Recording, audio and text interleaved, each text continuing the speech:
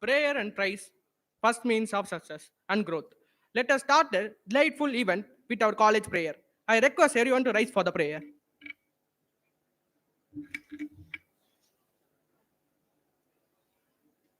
ॐ श्रीगुरुभ्यो नमः हरिः ॐ सहना भवतु सहनौ भुनक्तु सह वीर्यङ्करवावहै तेजस्विनावधीतमस्तु मा विद्विषावहै ॐ शान्तिः शान्तिः शान्तिः पितासि लोकस्य चराचरस्य त्वमस्य पूज्यश्च गुरुर्गरीयान् न त्वत्समोऽस्त्यभ्यधिकः कृतोऽन्यः लोकत्रयेऽप्यप्रतिमप्रभाव तस्मात् प्रणम्य प्रणिधाय कायं प्रसादये त्वामहमीशमीड्यं पितेव पुत्रस्य सखेव सक्षुः प्रियः प्रियायार्हसि देव सोढुम् असतो मा सद्गमय तमसो मा ज्योतिर्गमय मृत्योर्मा अमृतं गमय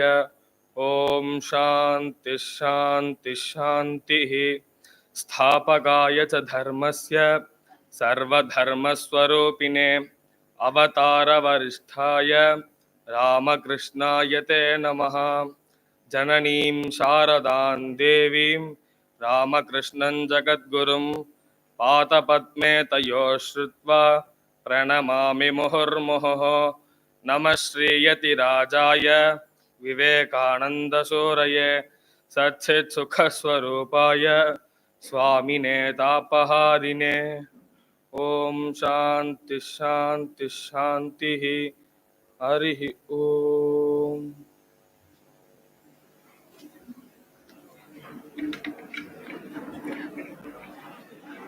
I request everyone to take your dice.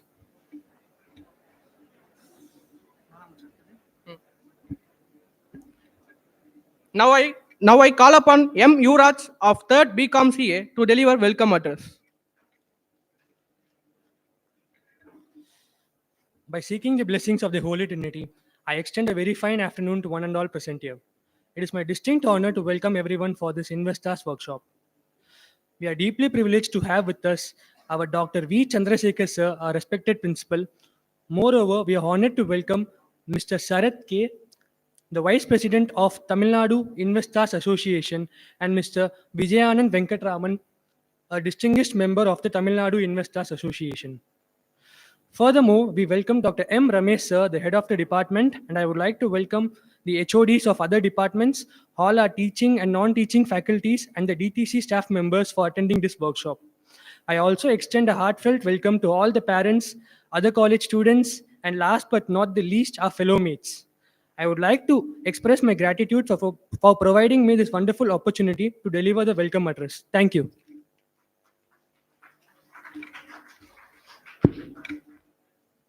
Now I welcome our principal, Dr. V. Chandrasekhar sir, to address the gathering.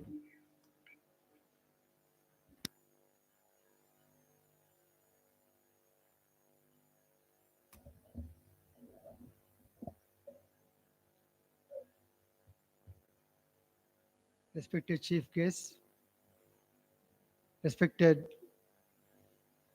head of the department of the commerce computer applications, respected colleagues of the department, my dear students and non-teaching staff. Vivegam. What does it talk? Cinema I'm not talking of that. Vivekam. You know what Vivekam is? Discrimination. In Sanskrit, the term Viveka means discrimination. That is, to identify the good from bad, to identify the correct path from the wrong path. Like we use chant. I know Asatoma Sadgamaya, Tamasoma Jyotirgamaya, Mrityorma Amritam Gamaya. Lead me from untruth to truth. Lead me from darkness to light. Lead me from non-eternal to eternality. How does it happen? we need to do it from our own practice called Viveka, that is discrimination. Of course, the two methods we talk of Marketing and margin. If you have seen cat, the cat will take the cub, the kitten, in its mouth. That's one kind of, that is the protection given by the mother to the child. Or if you take a monkey, the kid monkey, that I don't know what you call that, it sticks itself to the stomach of their mother, where the kid is made to fend for itself and also look for the succor from the mother. Why I say this is God, as a student of philosophy, we talk of God either giving His grace to take you from all these kinds of misery, or you using your misery, your discrimination to get out of the misery. This is what we talked there. But what you're going to have in this seminar with 3 sessions, one on savings, one on stock market, and then mutual fund. The last one, mutual fund and tax returns. That's more important. You won't know now. You'll come to know when you come to my age, to our age, because anything that we buy, that we get, is accounted for. It actually reminded of after this Aadhaar and other things came up. First time after that Aadhaar was linked to my PAN, I went to the auditor for yearly submission of tax returns. So I went with 2 other people who had 2 houses one house in each of them's name, and they had to pay tax and things like that for that. So the chart accountant was mentioning this is how much you have to pay, and then I said, look, I'm sorry for the 2 guys, because you constructed a house and paying tax. For me, I have not constructed a house, so you know what happened? The chart accountant said, கவலைப்படாதீங்க தம்பி, உங்களுக்கு இருக்கு. I said, how? உங்களுக்கு fixed deposit இருக்குல்ல, அதில் வந்துச்சு டேக்ஸ்ன்னாரு. வை? Fixed deposit இருந்தாலும் சரி, நீங்கள் கடையில் பொருள் வாங்கினாலும் சரி, இல்லை உங்கள் பொருளை விற்றாலும் சரி, இல்லை வீடு வாங்கினாலும் சரி, வீடை விற்றாலும் சரி, என்ன பண்ணாலும் டேக்ஸ் கட்டுறீங்க. ஸோ அந்த டேக்ஸ் பெனிஃபிட் பார்க்குறாங்க. இப்போ அது 80C 80G எல்லாம் போட்டுருக்காங்க. ஆனால் 80C எல்லாம் தாண்டி போட்டு சில பேர், அது வேறு விஷயம். இப்போ 80Gயில் போடலாமான்னா PPF போட முடியல இப்போல்லாம் ஒரு ஸ்டேஜுக்கு மேலே. ஏன்னா அதுக்கு டேக்ஸ் பெனிஃபிட் இருந்தது, பட் இப்போ கிடையாது. அண்ட் அப்படி பார்த்தாக்கா 5 years ஃபிக்ஸட் டெபாசிட் போடுறோம், ஆனால் என்ன ரிட்டர்ன் இருக்கு? So now, how to link your savings with tax benefit? This is what our chartered accountants tell us.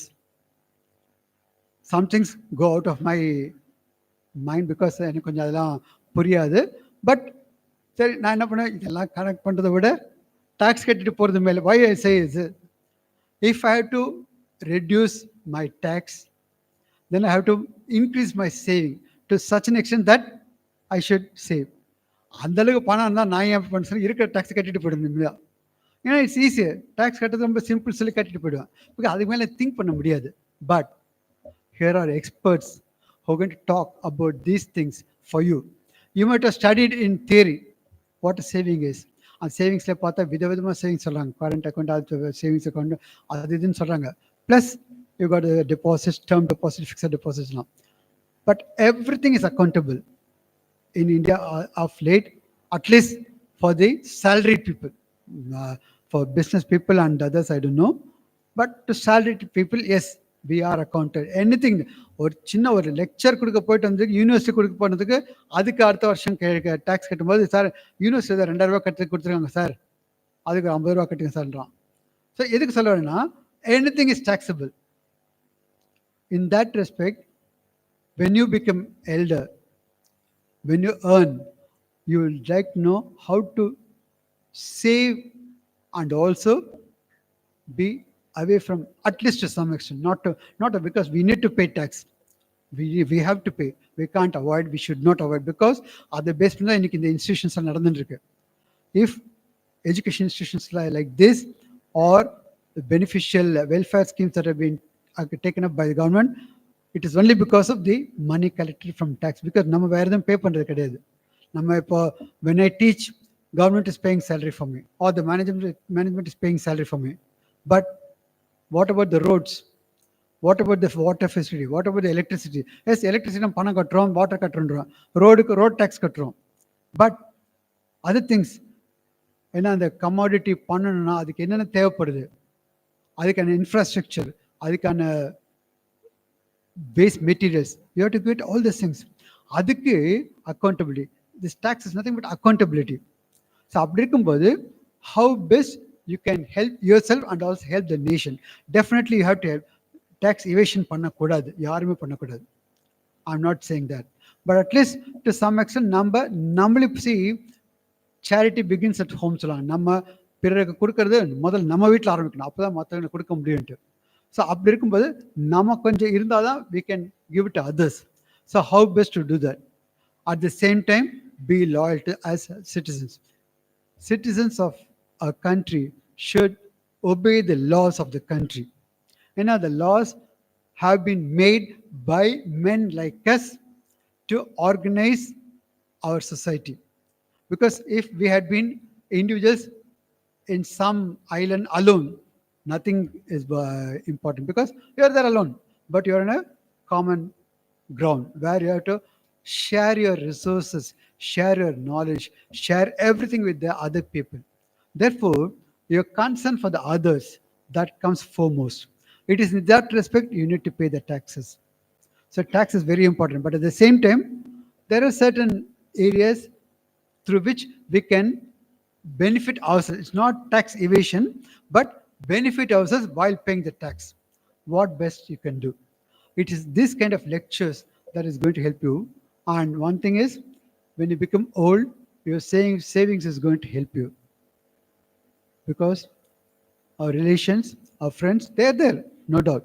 But if you have balance, then your friends and kin, the way they move and otherwise is different. I am not blaming. It's anybody will be like that, but we need to have that. Now, what are the schemes with which you can also save and also benefit with respect to tax and also pay government? These are three aspects. You have to ensure all these things, and you might have studied as a part of theory, as part of a curriculum, but now they're practicing people who have helped people like us, salaried people or business people, to manage. It's nothing but managing of the resources, because when you talk of stocks or shares, nothing but managing of resources. So how you manage your resources by keeping for yourself, your family, and also helping the others. That's why I said, as students of Vivekananda College, I mentioned in the early meetings also, we need to look for the other first. What best you can do for the other, then yourself. Only then you'll have peace of mind. If you want to amass wealth, yes, good for some time, but after some time you will be wondering how to keep it with you. You'll be worried if people will take it away from you. So when you give it to others and then for yourself, that is the real joy. In fact, I told the other day the term joy, Joy. J stands for Jesus. That is, have Jesus first. In the sense, have God first. Next, woe is others. Have others next. Why? Yourself last. When you have God first, others next, yourself last. That is real joy. To get into that mold through our economy is what your sessions are going to be. As student of philosophy, I can tell you how it can be done at a different level, but at the empirical level, at the mundane level, that not temporary level, the contemporary level, how best to manage your resources so that you are happy, satisfied, your kith and kin are happy, satisfied, and your nation is also happy. It is in that respect I really appreciate the department, the HOD and his colleagues for coming up with this kind of a topic. In fact, I heard Dr. Manikantan saying that it's a very good topic. the head of the Department of Accounting, Finance and Bank Management. He said even our boys should be, I don't know whether they'll come or not. So even our boys should be able to know this. So in that respect, I came to know how important this. Of course, my father was no more now. He was dealing with stocks and shares and things like that in his heyday. That's why I knew some bit of here and there, some the stock exchange things like that. But when the topic, when I just thought about it for a few minutes just before coming here, I was wondering how important this could have been for you, and I wish that you make the best use possible of this evening and make yourself more analytical and also be practical. Thank you so much.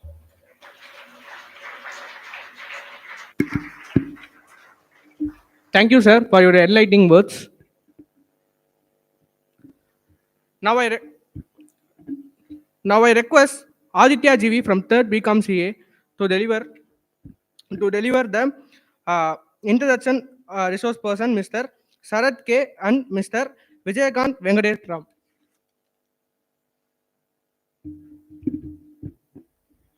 Good afternoon, everyone, and welcome to Investor Awareness 23. It is an absolute pleasure to see such an esteemed gathering here today. On behalf of this institution, I extend a warm and hearty welcome to all our guests, students, faculties, and college authorities who have graced us with their presence. Today, we have a distinct privilege of welcoming two eminent figures in the world of investment, whose expertise and experience and achievements have left an indelible mark on the financial landscape. Their presence here not only adds prestige to our gathering, but also offers us a unique opportunity to gain valuable insights into the ever-evolving world of finance and investment.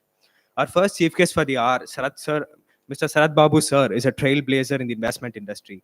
He's a professional with a strong background in computer science and extensive consulting experience in India and Australia.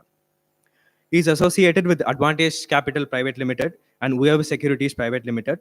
Sarath sir also holds a computer science degree from Madras University and has completed his MBA from the same institution.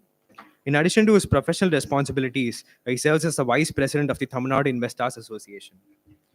Sarath sir started his career with Mafoy Management and Consultants Limited as a trainee in the year 2004 and later worked for Infosys Technologies and Renault Design Private Limited in India.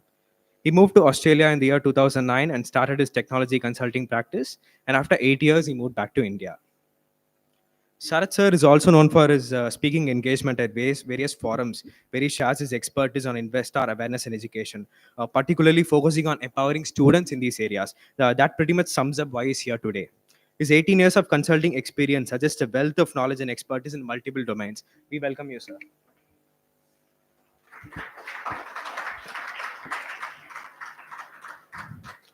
Our second chief guest for the hour, Vijayanand sir, is equally renowned in the realm of investment. Vijayanand Venkatraman sir, CFA, is a highly experienced professional with over 20 years of experience and expertise in global market investments. He's the founder of Wave Asset Services LLP, which is a multi-family office serving mid and senior executives and is associated with Wealth Yantra Technologies Private Limited as a SEBI-registered investment advisor. Vijayanand sir's career includes managing multi-asset portfolios for global investment firms in Hong Kong, specializing in equities, convertible bonds, and high-yield credit. He also played the role of managing risk through derivative strategies. Earlier in his career, he advised the government of India on policy implementation in sectors like energy, mining, and financial services. Vijay sir is actively engaged in professional organizations like CFA Society India and the University of Chicago's Alumni Schools Committee. He holds an MBA from BIM Trichy and a degree from Financial Mathematics and Quantitative Finance from the University of Chicago, emphasizing his extensive knowledge in global investments and financial services. As we embark on this journey of exploration and learning, let us express a profound gratitude to both of our esteemed chief guests for taking the time to be here with us today. Their presence serves as a testament to the importance of continuous learning and adaptation in the dynamic world of investment. We eagerly anticipate the wealth of knowledge and wisdom they'll undoubtedly impart during their addresses. So, without further ado, please join me in extending a warm and enthusiastic welcome to our esteemed chief guests, Sarath Babu sir and Vijayanand sir, as we delve into the finance world together. Thank you.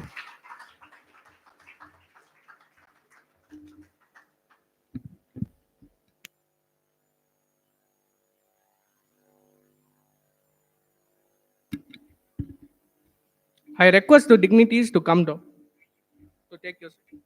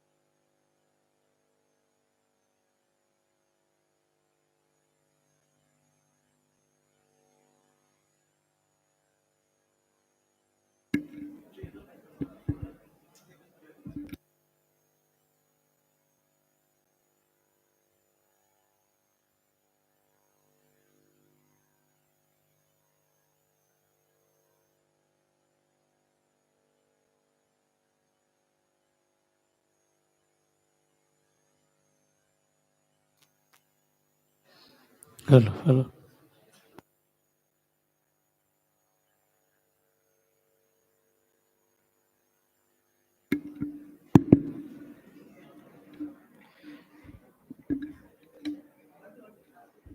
Let's commence the section 1, which will be presented by Mr. Sarat Babu Sir K.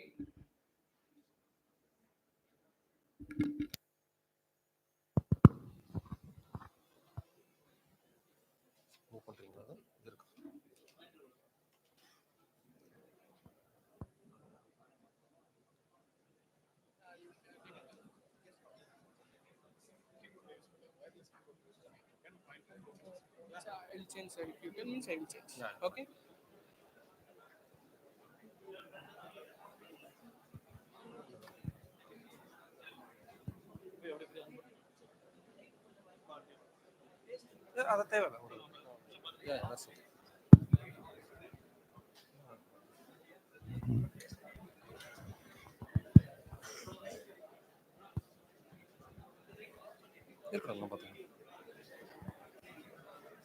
Good afternoon, everyone. If we can settle down, we can start.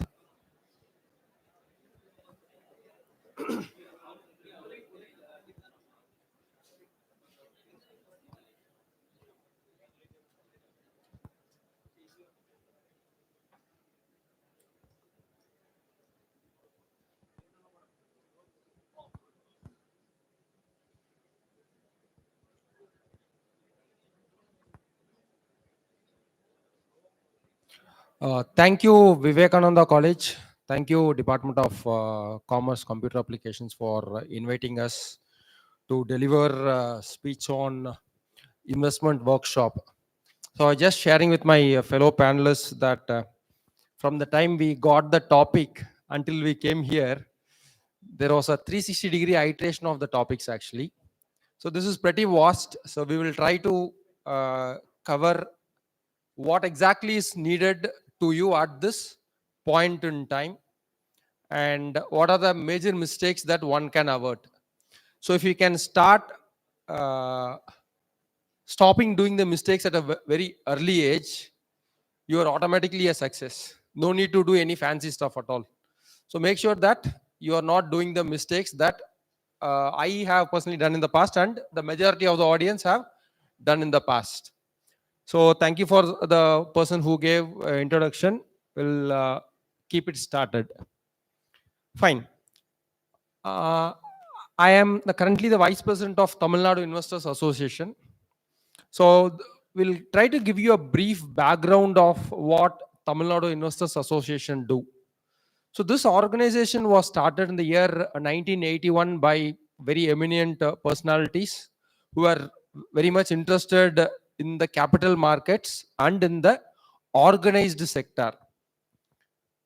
If unorganized sector is such prevalent in these days, just think of 30 years ago. How would the unorganized market would have been?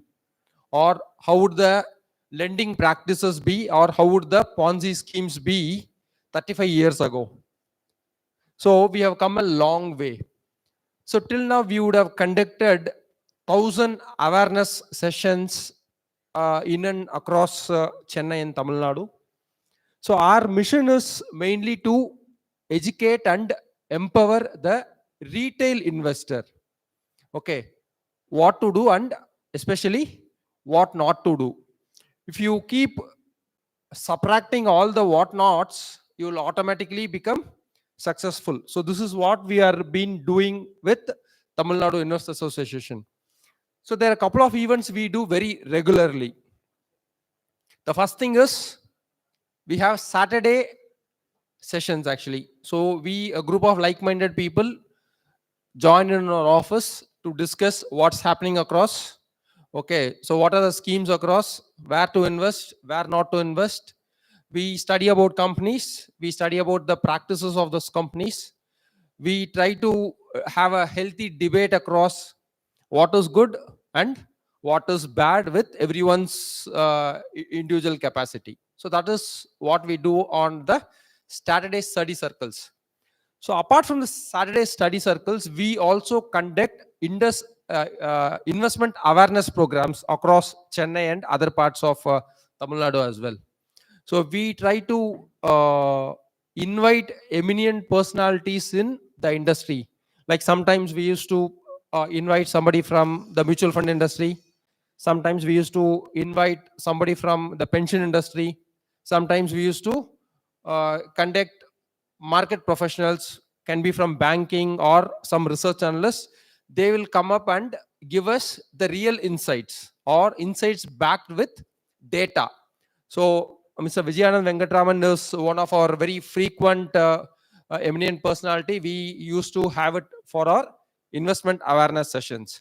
So I would highly recommend you to come and attend our Sunday investment awareness sessions actually. So this is freely available. There is no need to pay any money. This is completely, some of the programs are completely sponsored by SEBI, our regulator.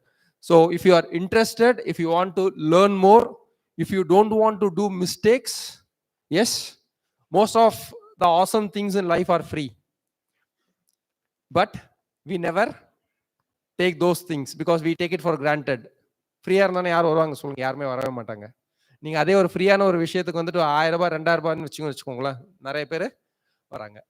So what we can do is you make sure that you try to at least come for the investor awareness sessions that we conduct on Sundays actually. So நான் இந்த session முடிக்கும் போது next investment awareness செஷனுடைய details தரேன். So 8th October C P Ramasamy ரோட்ல இருக்கிற ஒரு ஹாலில் வந்து நாங்கள் ப்ரோக்ராம் நடத்துகிறோம். You can come and attend that session. Okay. So this is about, sure sir, thank you. So this is about Tamil Nadu Investors Association. So let's dive in now. Fine.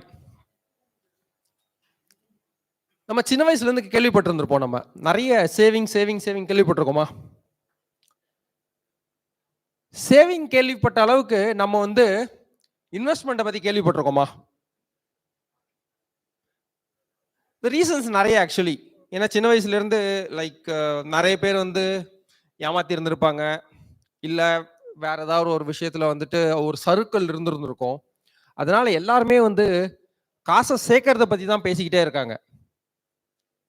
ஓகேங்களா? But காசை வந்து வளர்க்கறத பத்தி இல்லைன்னா ஒரு முதலீடை பத்தி வந்து எங்கேயுமே நம்ம பேசவே இல்லை. கரெக்ட்டுங்களா? So how many of you have a demat account?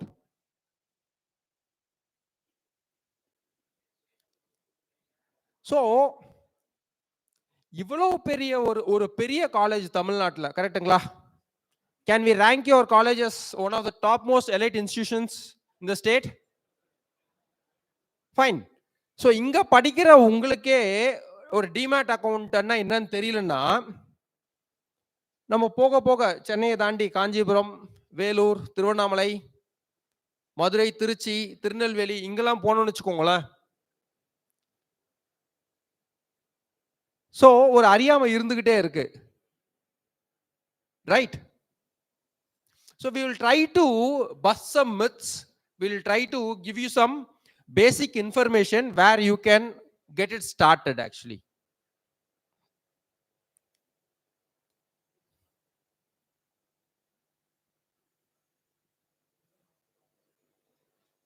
Back எப்படி போறது? பேக் பேக் பேக் போங்க.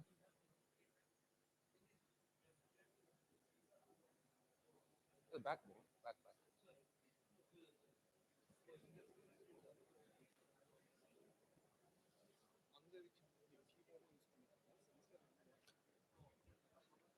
So we will be talking about lot of I's today. Okay, what are those I's?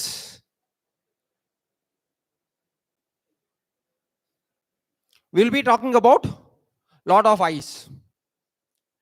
We can make it an interactive session. நான் நிறைய கேள்வி கேட்குறேன், தெரிஞ்சவங்க பதில் சொல்லுங்க, தெரியலனா நாங்களே அந்த ஆன்சரையும் சொல்லிடுறோம். ஓகேங்களா? ஸோ நீங்க பின்னாடி பேசாம இருந்தீங்கன்னா so that everybody will be able to hear it properly. Fine. What are the I's? The first I is ignorance. இன்னைக்கு இருக்கிற பெரிய பிரச்சனை என்ன தெரியுங்களா? Ignorance. So how many of you accept that ignorance is the biggest problem? அதை நான் ஏன் சொல்றேன் பாருங்க. ஸோ ஃபர்ஸ்ட் சாரி சார், நீங்க கீபோர்டிங் வச்சிருங்க, நான் பார்த்துக்கிறேன். Yeah, fine. So the first I that I am going to talk about is ignorance. So the second I that I will be talking about is the hidden enemy that we keep crossing without knowing that exists, inflation. The third I, interest rates. The fourth I, investments. The fifth I, information.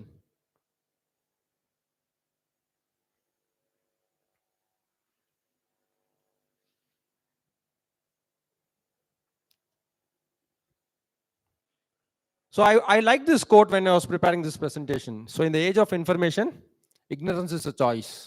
நீங்க இக்னரண்டாவே இருக்க போறீங்களா, இல்ல நான் வந்து படிச்சு தெரிஞ்சுக்கிட்டு நான் இக்னரண்டா இருக்க மாட்டேன்னு தெரிஞ்சுக்க போறீங்களான்றது உங்ககிட்ட தான் இருக்கு. Okay, fine. We are an educated society. If you take across India, we are one of the highly educated states in India.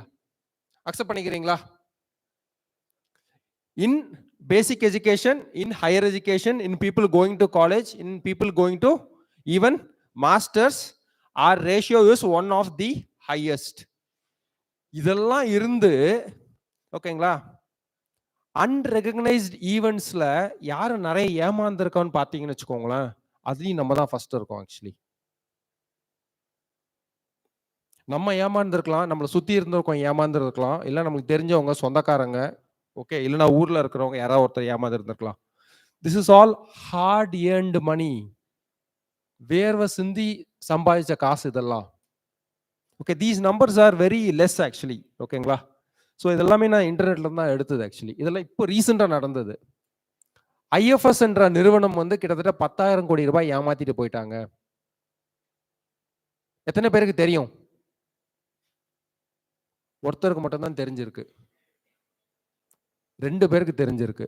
ஏன்னா நிறைய பேர் வந்து என்ன பண்றாங்கன்னா, ஏமாந்தது வந்து வெளியே சொல்ல ரொம்ப தயக்கப்படுறாங்க.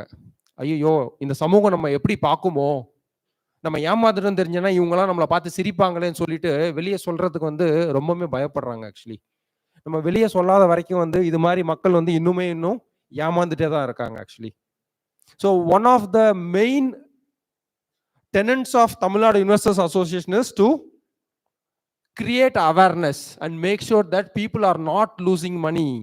காசு சம்பாதிக்கிறது அடுத்தது, பட் நம்ம இத்தனை நாளா வந்து சம்பாதிச்ச காசை வந்து ஃபர்ஸ்ட் இழக்காம இருக்கணும். ஆக்சுவலி நம்ம ஓகேங்களா, இதெல்லாம் காசு வந்து சும்மா 100 ரூபாய் 200 ரூபாய் கிடையாதுங்க. தமிழ்நாட்டில் மட்டும் கிட்டத்தட்ட 10,000 கோடி வந்து ஏமாத்தி இருக்காங்க. IFS தானதுக்கு அப்புறம் பாத்தீங்கன்னா Arudra swallowed thousands of crores. அப்புறம் ஹிஜாவோன்ற நிறுவனம், தே swallowed thousands of crores. இதெல்லாம் வந்து மெயின் ஸ்ட்ரீம் மீடியால எல்லாம் முடிஞ்சதுக்கு அப்புறம் தான் வந்தது எப்பவுமே. ஸோ நம்ம ஊர் தமிழ் சினிமால இப்போ போலீஸ் கடைசியாக வருவார் பார்த்தீங்களா, அது மாதிரி ஏமாத்துற ஃபர்ஸ்ட் கப்புள் ஆஃப் இயர்ஸ் வந்து விஷயம் தெரியவே தெரியாது. Okay, so make sure that you are on the learned crowd side, don't be ignorant. சரிங்க சார், இக்னரண்டா இருக்காதுன்றீங்க, அதுக்கு நான் என்ன சார் பண்ணணும்? Make sure that your eyes and ears are always open. உங்களை சுத்தி என்ன நடக்குதுன்னு பார்த்துக்கிட்டே இருங்க. எத்தனை பேருங்க பேப்பர் படிப்பீங்க டெய்லி? பாருங்க, இங்க கிட்டத்தட்ட ஒரு 200-250 பேர் இருப்பீங்க, 2-3 பேர் கூட கை தூக்கவே இல்லை. எத்தனை பேர் இங்க டெய்லி வாட்ஸ்அப் ஃபார்வர்ட் பண்றோம்? நம்ம எல்லாம் கையுமே மேல போனோம், பட் ஆனா யாருமே கையை தூக்கவே இல்லை. கரெக்டுங்களா? இன்னைக்கு நம்ம என்ன நினைச்சிட்டு இருக்கோம்னா, வாட்ஸ்அப் தான் உலகம் நினைச்சிட்டே இருக்கோம். நீங்க என்ன கேட்கலாம், நீங்க யூஸ் பண்றது இல்லையா சார் வாட்ஸ்அப்னு சொல்லிட்டு? என் வாட்ஸ்அப் வந்து ஆஃபீஸ்ல இருக்கும், தனியா ஒரு போன்ல இருக்கும். நான் என்ன தேவையோ அது மட்டும் நான் பார்த்துட்டு விட்டுறேன். ஆக்சுவலி ஓகேங்களா? So what really is important is not taken as important. ஓகேங்களா? எதெல்லாம் வந்து தேவையில்லையோ we spend too much of time on those things. Okay, so this is a classical example of how ignorant we are. There is a taboo in talking about these things. ஓகேங்களா? இன்னைக்கு eminent மீடியால வந்து இதை பத்தி வந்து யாருமே பேச மாட்டாங்க. ஒன்னு பயம். Okay, there is a political threat. நீ இதை பத்தி பேசணும்னா நான் அதை பண்ணிடுவேன் இதை பண்ணிடுவேன்ட்டு. Okay, on the other side, nobody is caught. The cases are going on. We never know எத்தனை நாள் இந்த கேஸ் போகும்னு தெரியாது. எனக்கு முன்னாடி ஜெனரேஷன்ல வந்து அவ்வளவா எஜுகேட்டட் ஜெனரேஷன் கிடையாது. பட் அப்போ பார்த்தீங்கன்னு வச்சுக்கோங்களேன், எவ்ரி ஒரு டீகேட்ல பார்த்தீங்கன்னு வச்சுக்கோங்களேன், இது மாதிரி ஒரு சைக்கிள் இருந்துகிட்டே இருக்கும். இந்த 90ஸ்ல பார்த்தீங்கன்னு வச்சுக்கோங்களேன், R B F, there many chit funds. ஓகேங்களா, ராயப்பேட்டை பெனிஃபிட் ஃபண்ட், இங்கே தான் ஆஃபீஸ் இருக்கு. உட்லாண்ட்ஸ் தேட்டர் பக்கத்தில் ஆஃபீஸ் இருக்கு. நான் நிறைய வாட்டி அந்த ஆஃபீஸுக்கு போயிருக்கேன், எத்தனையோ ஃபண்டு பேப்பர்லாம் எடுத்துக்கிட்டு. அது வந்து பெரிய சீட்டிங் கிடையாது அன்னைக்கு இருந்த கேஸில். அன்னைக்கு அவங்க ப்ராமிஸ் பண்ணது என்னன்னா, they promised 24% interest rate those days. That is 2 ரூபாய் வட்டின்னு சொல்லுவாங்க, 24%. பட் ஆனால் அன்னைக்கு பேங்க்ல பார்த்தீங்கன்னா 12 to 14% கொடுத்துட்டே இருந்தாங்க. அந்த எக்ஸ்ட்ரா 1%க்காக the whole capital is lost. எங்க வீட்டில் ஒரு 10-15 சர்டிஃபிகேட் இருக்கு, அந்த டைம்ல வந்த நிறைய சர்டிஃபிகேட்ஸ். ஓகே, ஸோ எதனால் இதெல்லாம் நடந்ததுன்னு நினைக்கிறீங்க? ஒன்று அறியாமை, இன்னொன்று லைட்டாக பேராசைன்னு சொல்லலாமா? பேங்க்ல 12% தராங்க, பட் அது பத்த மாட்டேங்குது. ஓகேங்களா, எல்லாம் நம்மளை பார்த்து சிரிப்பாங்க, என்ன அது 12 ரூபாய் பேங்க்ல அதை காசு போடுவாங்களா? இது வந்து நான் சொல்றது வந்து 35 இயர்ஸ்க்கு முன்னாடி, ஒரு ஜெனரேஷனுக்கு முன்னாடி நான் சொல்றது. But that still continuous. எதுவுமே சேஞ்ச் ஆகவே இல்லை. The pattern, okay, the psychological aspects, everything still continues. அன்னைக்கு ஆர்பிஎஃப் இருந்தது, அதுக்கப்புறம் 2000 வந்து பேரை மாற்றி வேற யாரோ வந்தாங்க. ஓகேங்களா, 2004 நான் படிச்சு முடிச்சேன். நான் வேலைக்கு போறேன். என்னோட ஃபர்ஸ்ட் சம்பளம் 8500 ரூபாய்.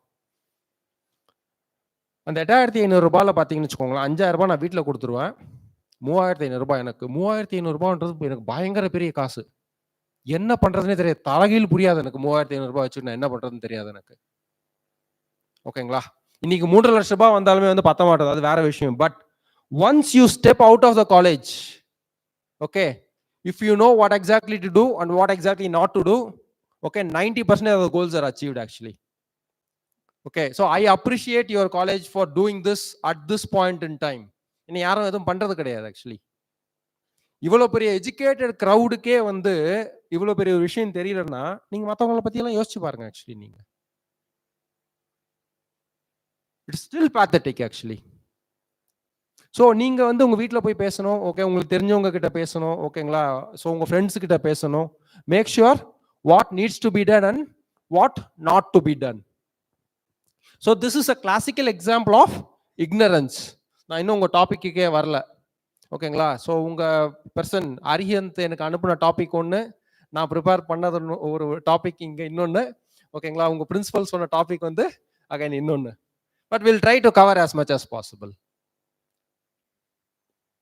Fine. What is this? Information overload. Information bombardment is what is happening today. The attention span of any particular individual has gone down dramatically.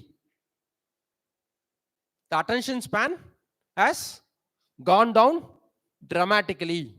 இன்னைக்கு புதுசு புதுசா ஏதாவது ஒன்று வந்துகிட்டே இருக்கணும், நம்ம அதை பார்த்துக்கிட்டே இருக்கணும், நம்ம போயிட்டே இருக்கணும். இன்னைக்கு சாஃப்ட்வேர் கம்பெனிலாம் வந்து இன்னைக்கு என்ன செக் பண்றாங்கன்னா, வாட் இஸ் யுவர் ஸ்க்ரால் டைம்னு சொல்லிட்டு இன்னைக்கு ஒரு மெட்ரிக் வச்சிருக்காங்க. What does that mean?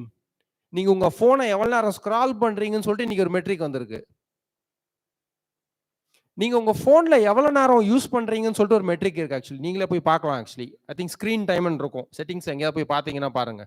இன்னைக்கு ஸ்டூடெண்ட்ஸ் உடைய ஆவரேஜ் ஸ்கிரீன் டைம் ஒரு நாளைக்கு வந்து 6 to 8 hours சொல்றாங்க. There is a study which says that the average screen time is 6 to 8 hours. What does that mean? You are spending your time 6 to 8 hours. That is literally going down into drains.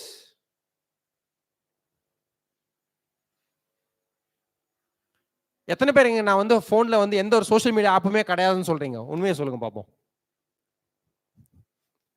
எந்த கேள்வி கேட்டாலும் 2 பேர் 3 பேர் தான் கை தூக்குறீங்க. இன்னும் இந்த வயசுல இருக்க வேண்டியதுதான். நான் வந்து அப்படியே வந்து எதுவுமே இல்லாம வந்துட்டு அப்படியே எல்லாம் போயிடுங்கன்னு நான் சொல்ல மாட்டேன் actually. So we are bombarded with information. ஓகேங்களா, இன்னைக்கு ஒரு மார்க்கெட் பீட்டிங் ரிட்டர்ன் இருக்கிற ஒரு இன்வெஸ்ட்மெண்ட் ப்ராடக்ட்டை பத்தி சொன்னோம்னா there is no interest toward. But ஒரு கிரிப்டோ வாங்கின 9வது நாள்ல வந்து நீங்க கோடீஸ்வரன் ஆனீங்கன்னா அந்த கிரிப்டோக்கு தான் இன்னைக்கு மேக்ஸிமம் நம்பர் ஆஃப் டவுன்லோட்ஸ் நடந்துட்டே இருக்கு. எத்தனை பேருக்கு தெரியும்? கிரிப்டோன்னா கிரிப்டோல இருக்கிற மேஜர் கான்செப்ட் இல்ல, கிரிப்டோலயே வந்து நம்பர் 1 கிரிப்டோ நம்பர் 2 கிரிப்டோ வாங்குற ஆளே கிடையாது ஆக்சுவலி. ஓகேங்களா? நம்ம எல்லாம் எந்த கிரிப்டோ வாங்குறோம்னா திருச்சியில எவனோ ஒருத்தன் ஒரு கிரிப்டோ கிரியேட் பண்ணிட்டு எல்லாருக்கும் ஃபர்ஸ்ட் ஃப்ரீயா கொடுத்துருவான். அதுக்கப்புறம் நீ 3 பேருக்கு நீ வித்தனா மச்சி உனக்கு வந்து 10 ரூபாய், உனக்கு வந்து 20 ரூபாய், உனக்கு வந்து 30 ரூபாய் பாத்தீங்களா? அந்த MLM ஸ்கீம்ல இருக்க கிரிப்டோ தான் ஃபாஸ்டா மூவ் ஆயிட்டே இருக்கு actually. That has the most number of downloads. So we are not even understanding what a crypto is. What problem does a crypto solves? So at the end of the day, we are again going and getting into a MLM bandwagon. நம்ம அதுல தான் மாற்றோம். அதுக்கு நம்ம crypto நம்ம ஒரு பேர் வச்சுக்கிறோம் actually. Whatever gives the maximum money in a shorter span of time is getting all our attention. That is a strict no. ஓகேங்களா? ஸோ கிரிப்டோஸ் MLM நீங்க படிச்சு முடிக்கிறீங்க, படிச்சு முடிச்சுட்டு you end up in a job, 30,000 40,000 சம்பளத்துக்கு போறீங்க. ஓகேங்களா? உங்களை சார்ந்து இருக்கிறவங்க என்ன பண்ணுவாங்கன்னா நம்ம கிட்ட இருக்கிறத விட ஒரு படி கொஞ்சம் மேல இருக்கும் ஆக்சுவலி. நம்மளுக்கு ஒரு ஆசை இருந்துகிட்டே இருக்கும். அது எப்படி நம்மளும் அதே வேலைக்கு தானே போறோம், பட் இவங்க கிட்ட மட்டும் எப்படி வந்தது? அவன் என்ன பண்ணுவான் தெரியுங்களா? மச்சிவா நான் உன்னை ஒரு இடத்துக்கு கூட்டிட்டு போறேன். ஓகேங்களா? அங்க கூட்டிட்டு போயிட்டு இதெல்லாம் பண்ணனா இந்த காசு உனக்கு ஈஸியா வந்துரும்னு நம்ம எதை பத்தியுமே யோசிக்கவே மாட்டோம். நம்ம விவேகானந்தா காலேஜ்ல படிச்சுட்டு மறந்துடுவோம். ஓகேங்களா? நம்ம வந்து ஃபர்ஸ்ட் யோசிக்கவே மாட்டோம். We become ignorant. ஃபர்ஸ்ட் அந்த ஐ சொன்னோம் பாத்தீங்களா? ஸோ நம்ம என்ன பண்ணோம்னா அவன் சிம்பிளா ஒன்று சொல்லுவான், வச்சு 10,000 ரூபாய் கட்டி இதுல நீ சேரணும், நீ எதுவுமே பண்ண தேவையில்ல, நீ 2 பேரை சேர்த்து விட்டா போதும், அந்த காசு உனக்கு வந்துடும். அதுக்கப்புறம் கீழே சேர சேர உனக்கு காசு வந்துகிட்டே இருக்கும். Okay, this is the first trap you will encounter in some or the other form. இதே ஃபார்ம்ல இருக்கணும்னு கிடையாது ஆக்சுவலி. ஒரு 10 வருஷத்துக்கும் ஒருத்தன் வருவான் ஆக்சுவலி இது மாதிரி ஏமாத்துறதுக்கு. அது எல்லாரோட லைஃப் சைக்கிள் அது நடந்துகிட்டே தான் இருக்கும் ஆக்சுவலி. நீங்க ஏமாந்ததுக்கு அப்புறம் நீங்களே யோசிப்பீங்க, ஓகே நான் இதெல்லாம் இதுக்குள்ளெல்லாம் போயிருக்க கூடாதோன்றதுக்காக. That is why we are trying to catch people young. Sir ஒன்று சொன்னார், பிரின்சிபல் சார் பேசிட்டே இருக்கும்போது, YOU இல்ல JOY, Jesus, others, yourself. So I have seen many people who lost huge sums of money through these scams. I don't want that to happen. Okay, we are trying to help others. So நான் வந்து Tamil Nadu university association வந்ததுக்கு அப்புறம் actually I started losing less actually. அதுக்கப்புறம் தான் gaining. அதான் நம்ம பண்ற தப்பெல்லாத்தையும் stop பண்ணிட்டீங்கன்னு வச்சுக்கோங்க, that itself is a major success. So நான் பண்ற தப்பெல்லாத்தையுமே நான் ஸ்டாப் பண்ணிட்டேன் actually. So that itself is a basic success. Then at least at some point in time we need to give it back to the society. So this is part of that kind of an activity. Got it? So make sure that you have credible information or a data that is backed by facts. உண்மை எதுன்னு தெரிஞ்சுக்கிட்டு நீங்க act பண்ணுங்க. Don't just act on a short impulse. ஓகேங்களா? So நீங்க பண்ண தப்பெல்லாத்தையும் stop பண்ணிட்டீங்கனாலே you will be able to succeed massively. Fine. நம்ம நிறைய ஐய பத்தி பேசணும் சொல்லிட்டே இருந்தோம். நம்ம கண்ணுக்கு தெரியாத ஒரு எதிரி இருந்துகிட்டே இருக்காங்க நம்ம முன்னாடி. What is that? Inflation. How many of you know what is inflation? நீங்க சப்ஜெக்ட்ல எல்லாம் படிச்சிருந்திருப்பீங்க, பட் அதெல்லாம் வந்து உங்களுக்கு உண்மையான புரிதலை கொடுக்குதா இல்லையான்னு தெரியல. நான் உங்களுக்கு சில எக்ஸாம்பிள் சொல்றேன். ஸோ விஜயானந்த் சார் வந்து சில எக்ஸாம்பிள்ஸ் வந்து இதுக்கப்புறம் நடக்க போற எக்ஸாம்பிள்ஸ் சொல்லுவாரு. நான் ஆல்ரெடி நடந்த எக்ஸாம்பிள்ஸை சொல்றேன் நான். ஸோ நான் 2004 பாஸ் அவுட் பண்ணும்போது நான் ஃபர்ஸ்ட் வேலைக்கு 2004 சேர்றேன். சரிங்களா? எங்க ஆஃபீஸ்க்கு எதிரில் வந்து நுங்கம்பாக்கத்தில் ஒரு ஆந்திரா மெஸ் இருக்கும். மத்தியானம் சாப்பிட போவோம். 25 ரூபாங்க 2004 ஒரு சாப்பாடு. இன்னைக்கு இன்னும் அதே ஆந்திரா மெஸ் அங்க இருக்கு. இன்னைக்கு எவ்வளவு தெரியுமாங்க அதே சாப்பாடு? இன்னைக்கு 95 ரூபாய். நான் இங்க சொல்லணும்ன்றதுக்காக நான் போய் கேட்டே வந்தேன் அந்த ஆந்திரா மெஸ்ல எவ்வளவு சாப்பாடுன்னு சொல்லிட்டு. 95 rupees. எத்தனை டைம் ஏறி இருக்கு? 4 வாட்டி ஆயிடுச்சா? ஆனால் இன்னொரு ஸ்டார்ட்லிங் ரெவலேஷன் சொல்கிறேன் நான். 2004 ஒரு ஃப்ரெஷருக்கு என்ன சம்பளம் கொடுத்துட்டு இருந்தாங்களோ அதே சம்பளம் தான் இன்னைக்கு ஃப்ரெஷருக்கு இன்னும் கொடுத்துக்கிட்டே இருக்காங்க. ஃப்ரெஷர் சம்பளம் இன்னும் ஏறவே இல்லை. More or less. In 2004, the starting salary for an Infosys graduate was 2.4 lakhs. And now, for a very bare minimal category, Infosys pays, I think 3.6 lakhs. Fresher salary has not risen. ஓகேங்களா? So that is how bad inflation is. நான் அதை சொல்றதுக்கு உண்டான examples தான் அதெல்லாம். எனக்கு 2004 வந்து நான் ஒரு முட்டை வாங்கினேன். சரிங்களா? ஒரு முட்டையோட விலை ₹1. இன்னைக்கு ஒரு முட்டையோட விலை எவ்வளவு தெரியுமா? ₹5.50 இன்னைக்கு. ஓகே. ஸோ காலேஜ்ன்றதுனால இந்த எக்ஸாம்பிள் நான் யூஸ் பண்ணக்கூடாது. பட் உங்களுக்கு புரியறதுக்காக இன்னொரு எக்ஸாம்பிளையும் சொல்றேன் நான். ஆக்சுவலி 2004 வந்து ஒரு சிகரெட்டோட விலை எவ்வளவு தெரியுமா? ₹2.50 இருந்தது. இன்னைக்கு எவ்வளவு தெரியுமா? இன்னைக்கு அந்த அதே சிகரெட்டோடைய விலை இன்னைக்கு ₹18 இன்னைக்கு. ஸோ நீங்க ₹1 சம்பாதிச்சீங்கன்னா ஒரு 20 வருஷத்துல வந்து என்ன ஆயிடுது? கிட்டத்தட்ட வந்து அந்த ₹1 பொருள் வந்து ₹4 ஆயிடுது. That is how bad is inflation. So நம்ம வீட்லயோ நம்ம சுத்தமுத்தத்திலயோ வந்து சேவிங்ஸை பத்தி சொல்லி கொடுத்த அளவுக்கு இன்வெஸ்ட்மெண்ட் பத்தி சொல்லி கொடுக்கல. ஸோ அதனால என்ன ஆகுதுன்னா நம்ம சேர்த்து வச்ச காசு நம்மளுக்கு தெரியாம கரைஞ்சி போயிட்டே இருக்கு. You're able to link it. What I am trying to say. நீங்க காசு சேர்த்து மட்டும் வச்சுட்டே இருந்தீங்கன்னு வச்சுக்கோங்களேன், காசு வந்து கரைஞ்சி நம்ம கண்ணுக்கு எதிரிலேயே கரைஞ்சி போய்கிட்டே இருக்கு. What is the average inflation rate of India?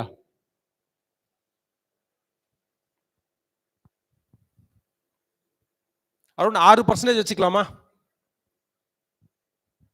So make sure that whatever money that you have is growing on top of inflation. அதுதான் வந்து உண்மையான வளர்ச்சி. ஆக்சுவலி நம்ம என்ன பண்றோம்? நம்ம காசை எடுத்துன்னு போயிட்டு ஒன்று சேவிங்ஸ்ல வைக்கிறோம். சேவிங்ஸ்ல இல்லை ஃபிக்ஸட் டெபாசிட்ல போடுங்கன்றாங்க. ஸோ ஃபிக்ஸட் டெபாசிட்ல என்ன இன்ட்ரெஸ்ட் ரேட் வருது இன்னைக்கு? 6 to 7% இன்ட்ரெஸ்ட் ரேட் கொடுத்துக்கிட்டு இருக்காங்க. What is inflation? 6 to 7%. So the net real return is 0. So who is growing? Somebody else is growing at the cost of our own capital. புரியுதுங்களா உங்களுக்கு? நீங்க fixed டெபாசிட்ல போட்டீங்கனாலும் the real return is 0. Fixed டெபாசிட்ல போட்ட காசு வந்து அதோட நிக்கல. ஆக்சுவலி அதுக்கு டிடிஎஸ்னு ஒன்று பிடிப்பாங்க, அதுக்கு இன்கம் டாக்ஸ்னு ஒன்று கட்டணும். நம்ம இன்னைக்கு 6.57% ஃபிக்ஸட் டெபாசிட்ல இன்ட்ரெஸ்ட் கொடுத்தாங்கன்னா 30% டாக்ஸ் ஸ்லாப்ல இருந்தீங்கன்னு வச்சுப்போம். என்ன ஆகுது? 6% இல்ல 7%, 30% is 2.1%. ஸோ கிட்டத்தட்ட வந்து we get only 5%, whereas the inflation is 6%. So our money is getting reduced in front of our eyes. So this is the ignorance that we want to get rid of. So what are the other avenues? So இங்கே கிளாசிக்கலாக வந்து என்ன காஃபியோடைய example கொடுத்துருக்கேன். So நான் இந்த slide prepare பண்ணும்போது எனக்கு இன்டர்நெட்ல கிடைச்ச ஸ்லைட் நான் அப்படியே எடுத்து போட்டுட்டேன். ஸோ காஃபியோட விலை எப்படி ஏறிட்டே போகுது பாருங்க. So it's a silent killer. Okay. So how inflation is eating into your returns. So nominal return நமக்கு பார்க்கறதுக்கு பெருசா இருக்கிற மாதிரி இருக்கும். பட் ஆனால் ரியல் ரிட்டர்ன்ஸ் பார்த்தீங்கன்னா it is not exactly what we think that we will be getting in. So this is an inflation comparison between India, Europe and US. So இந்தியாவில் பார்த்தீங்கன்னு வச்சுக்கோங்களேன், ஆன் அன் ஆவரேஜாக வந்து ஒரு 4 to 5% இருந்தது. திடீர்னு வந்து போன எலெக்ஷனுக்கு முன்னாடி 3-4 வருஷத்துல இருந்து இன்ஃப்ளேஷன் வந்து கண்ணாமண்ணான்னு ஏறி போச்சு. ஆக்சுவலி அதுக்கப்புறம் we started reducing, we started making sure that the inflation is within control. And இப்போ இந்த கோவிடுக்கு அப்புறம் பார்த்தீங்கன்னா லைட்டாக வந்து again inflation is started going up. So யூஎஸ்ல ஆன் அன் ஆவரேஜாக வந்து இன்ஃப்ளேஷன் வந்து ஒரு 2 to 3% தான் இன்ஃப்ளேஷன் இருந்துகிட்டே இருக்கு. ஆக்சுவலி அவங்களோட இன்ஃப்ளேஷன் வந்து இப்போ தலைகால புரியாமல் போயிடுச்சு. Actually there inflation is out of control. 40 வருஷத்துல இல்லாத இன்ஃப்ளேஷன் வந்து இன்னைக்கு யூஎஸ்ல இருந்துகிட்டு இருக்கு. You know what is happening in US? நீங்க நியூஸ்லாம் பார்த்தீங்கன்னா உங்களுக்கு தெரிய வரும். Actually they are facing one of the worst inflations that US has never seen. Last 40 இயர்ஸ்ல இல்லாத இன்ஃப்ளேஷன் இன்னைக்கு யூஎஸ்ல இருந்துகிட்டே இருக்கு. இதெல்லாம் என்ன இருக்கு ஆக்சுவலி, யூஎஸ்ல வந்து இன்ட்ரெஸ்ட் ரேட்ஸ் வந்து 2% தான் இருந்தது இதுக்கு முன்னாடி. ஓகேங்களா, அந்த 2% இன்ட்ரெஸ்ட் ரேட் வந்து கொஞ்சம் கொஞ்சமா ஏறி இன்னைக்கு என்ன ஆயிடுச்சு, 6-7% ஆயிடுச்சு actually. Lot of my friends have 2 to 3 houses in US. இப்போ அவங்களுக்கு என்ன பண்றதுன்னு தெரியல. ஏன்னா வட்டி கம்மியா இருக்கும்போது என்ன பண்ணிட்டாங்க, 2-3 வீடு வாங்கி போட்டாங்க ஆக்சுவலி. வர வாடகையை வச்சுட்டு இஎம்ஐ கட்டிக்கிட்டே இருந்தாங்க. பட் இன்னைக்கு என்ன ஆயிடுச்சு, வரக வாடகையை விட 1.25 மடங்கு ஆயிடுச்சு EMI that they are not able to pay. When interest rates were near 2%, it was not a fact actually. பெருசா அவங்களுக்கு தெரியல. இன்னைக்கு இன்ட்ரெஸ்ட் ரேட் ஜாஸ்தி ஆகவே they are not able to repurpose their loans actually. இன்னைக்கு வீடை விற்க பாக்குறாங்க, வீடை இன்னைக்கு விற்கவும் முடியல because there are too many houses in the market. அவங்க நினைக்கிற விலை அவங்களுக்கு கிடைக்க மாட்டேங்குது. They are nearing a collapse. நம்மளுக்கு அவ்வளோ பெரிய இம்பாக்ட் கிடையாது ஆக்சுவலி. ஸோ நம்ம வந்து இதுக்கு முன்னாடி 6-7% பே பண்ணிட்டு இருந்தோம், இப்போ நம்ம 9% பே பண்ணிட்டு இருக்கோம். நம்ம வழக்கமாயிடுச்சு ஆக்சுவலி. நம்ம எப்போ பார்த்தாலும் ஜாஸ்தி இன்ட்ரெஸ்ட் பே பண்ணி நம்மளுக்கு அது ஒரு பழக்கமாயிடுச்சு ஆக்சுவலி. 6.5-7% இருந்தது, இப்போ 9.5-10% பே பண்ணிட்டு இருக்கோம். ஸோ இன்னொரு 1 or 2 quartersல வந்து இன்ட்ரெஸ்ட் ரேட்ஸ் வந்து கொஞ்சம் பாஸ் பண்ணி அதுக்கப்புறம் இறக்குற மாதிரி தெரியுது if inflation is in control. So now you understand who the greatest enemies are, inflation and interest rates. Fine. Before going into the investing horizon, ஓகேங்களா, யாரு ரெகுலேட்டர்ன்றது நம்ம தெரிஞ்சுக்கணும் actually. What does a regulator mean? நாளை பண்ண தப்பு நடந்துச்சு, யார்கிட்ட போய் சொல்றது? ப்ரீவியஸா வந்து இந்த ஐஎஃப்எஸ் ப்ராப்ளம் நடந்துட்டு இருந்தது பாத்தீங்களா. இந்த ஐஎஃப்எஸ் ப்ராப்ளம் நடந்துட்டு இருக்கும்போது நிறைய பேர் நிறைய இடத்துல ஏமாத்திட்டே இருக்காங்க. So they take and they go to the nearest police ஸ்டேஷனுக்கு போனால் இல்லை இந்த கம்ப்ளைண்ட் வந்து இங்கே வாங்கிக்க மாட்டோம், நீங்கள் கமிஷனர் ஆஃபீஸ் கிட்ட போகணும். நிறைய பேருக்கு வந்து அவங்க ஏரியா கமிஷனர் ஆஃபீஸ் எங்கே இருக்குன்னு யாருக்குமே தெரியாது. உங்கள் ஏரியா கமிஷனர் ஆஃபீஸ் எங்கே இருக்குன்னு உங்களுக்கு தெரியுங்களா? பேர் யாரோ ஒருத்தர் 2 பேர் தெரிஞ்சிருக்கு, பரவாயில்ல. ஓகேங்களா, நான் வந்து இது ஜோக்குக்காக சொல்லல, this is the reality actually. Some of my friends who lost money heavily in IFS, they went to their nearest police stations to give complaint, but the complaints were not taken. அங்கிருந்து அவங்க என்ன பண்ணாங்கன்னா, இல்ல sir இதெல்லாம் வந்து இங்க நம்ம எடுக்கிறது கிடையாது, கமிஷனர் ஆஃபீஸ் தான் போனோம். கமிஷனர் ஆஃபீஸ்க்கு போனா கமிஷனர் ஆஃபீஸ்ல என்ன சொல்றாங்க, இல்ல சார் இது எங்க ஆம்பிட்ல வராது, இது வந்து இடி தான் சார் பார்க்கணும். இந்த இதை நம்ம இடிக்கு எங்க போறது, இடி எங்க இருக்காங்க நம்மளுக்கு என்ன தெரியும்? என்ஃபோர்ஸ்மெண்ட் டைரக்டரேட் தான் இந்த கேஸ் எல்லாம் பார்க்கணும்னு சொல்லிட்டு சொல்றாங்க ஆக்சுவலி போலீஸ். ஸோ இந்த பிரச்சனை நடந்து முடிக்கிறதுக்குள்ள டிவியில் நியூஸ் வந்துருச்சு. அதுக்கப்புறம் 100 பேர் 200 பேர் வந்து போலீஸ் ஸ்டேஷனுக்கு போகும்போது அதுக்கப்புறம் தான் கம்ப்ளைண்ட்டை எடுத்துக்கிறாங்க. ஸோ நீங்க எந்த ஒரு இன்வெஸ்ட்மெண்ட் ஸ்கீம்லயோ எந்த ஒரு ப்ராடக்ட் வாங்கினாலுமே வந்து the first thing that you need to understand is who is the regulator. So for us capital markets இருக்க எல்லாருக்குமே வந்து செபி தான் regulator, securities exchange board of India. So they are the regulator. All the products that we deal with are a regulated entity that comes under the purview of SEBI. Fine. Mutual funds, again mutual funds உடைய ரெகுலேட்டருமே SEBI தான். But நிறைய mutual funds இருக்கு, ஒரு 30-40 mutual funds இருக்கு. But இந்த mutual ஃபண்ட்ஸ்க்குலாம் வந்து ஒரு association இருக்கு, ஆம்பின்னு சொல்ற ஒரு அசோசியேஷன் இருக்கு. Got it. இன்சூரன்ஸ்க்கு யார் ரெகுலேட்டர்? ஐஆர்டிஏ. பென்ஷன் ஃபண்டுக்கு யார் ரெகுலேட்டர்? பிஎஃப்ஆர்டிஏ.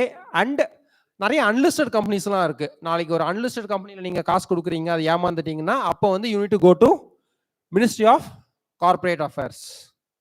புரியுதுங்களா? நிறைய என்சிடி எல்லாம் இருக்கு. என்சிடி வந்து கேபிட்டல் மார்க்கெட்ஸ் மூலமா இல்லாமல் தனியாக என்சிடி எல்லாம் ரைஸ் பண்றாங்கன்னா those might come under ministry of corporate affairs. So make sure that you are aware of who your regulator is. Fine. நான் ஃபர்ஸ்ட் ஒரு கேள்வி கேட்டேன், ஞாபகம் இருக்கா?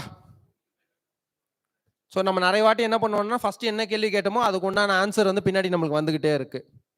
So this was named investment work shop, right? All the investments will be in a dematerialized format. Okay, the simplest of all these things is a demat account.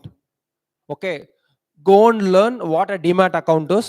Okay, first thing நீங்க காசு சேர்க்குறீங்க இல்லைன்றதெல்லாம் வந்து அடுத்த வேலை actually. Okay, எத்தனை பேருக்கு இங்க bank account இல்ல? Bank அக்கௌண்டே இல்லையா? எத்தனை பேருக்கு இங்க பேன் கார்டு இல்ல? பேன் கார்டே இல்லையா? ஓகே. எத்தனை பேருக்கு இங்க ஆதார் கார்டு இல்ல? ஏன்னா ஆதார் கார்டு இருந்தால் தான் காலேஜுக்குள்ள சேர்த்து இருந்திருப்பாங்க, அதனால ஆதார் கார்டு இருக்கு, கரெக்டுங்களா? ஆனா பேன் கார்டு இல்லை. இதுக்கப்புறம் வந்துட்டு என்ன பண்ணணும்னா, even PAN card should be made mandatory.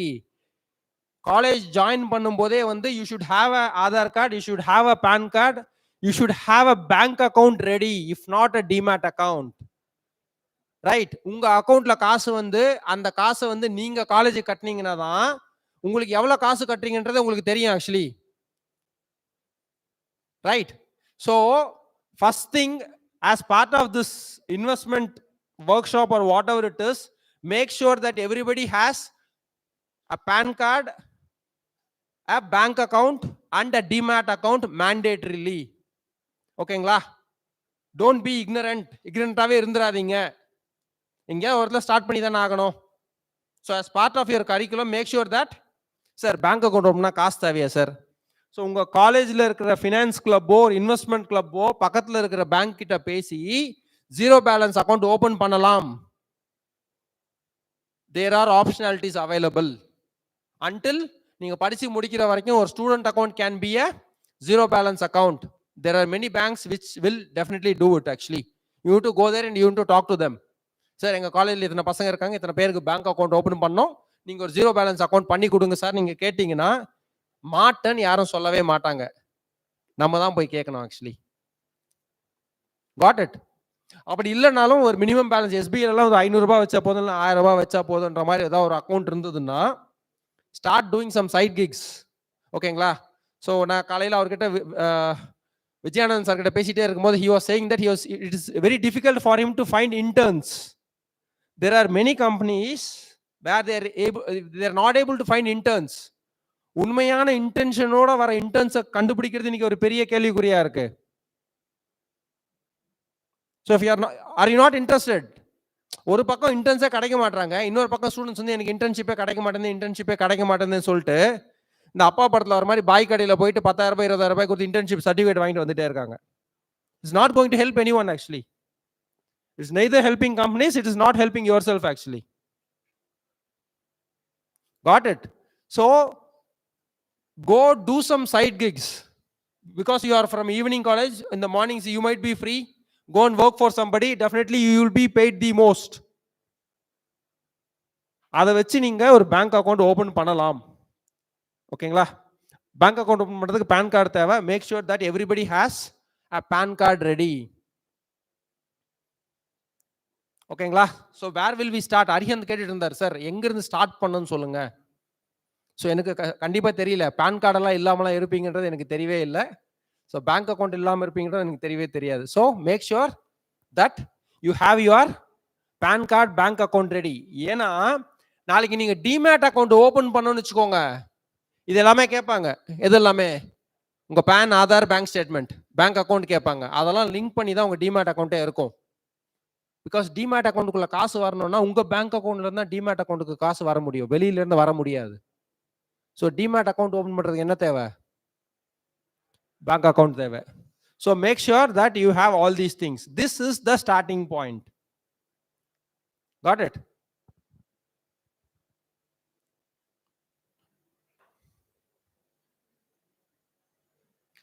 Fine.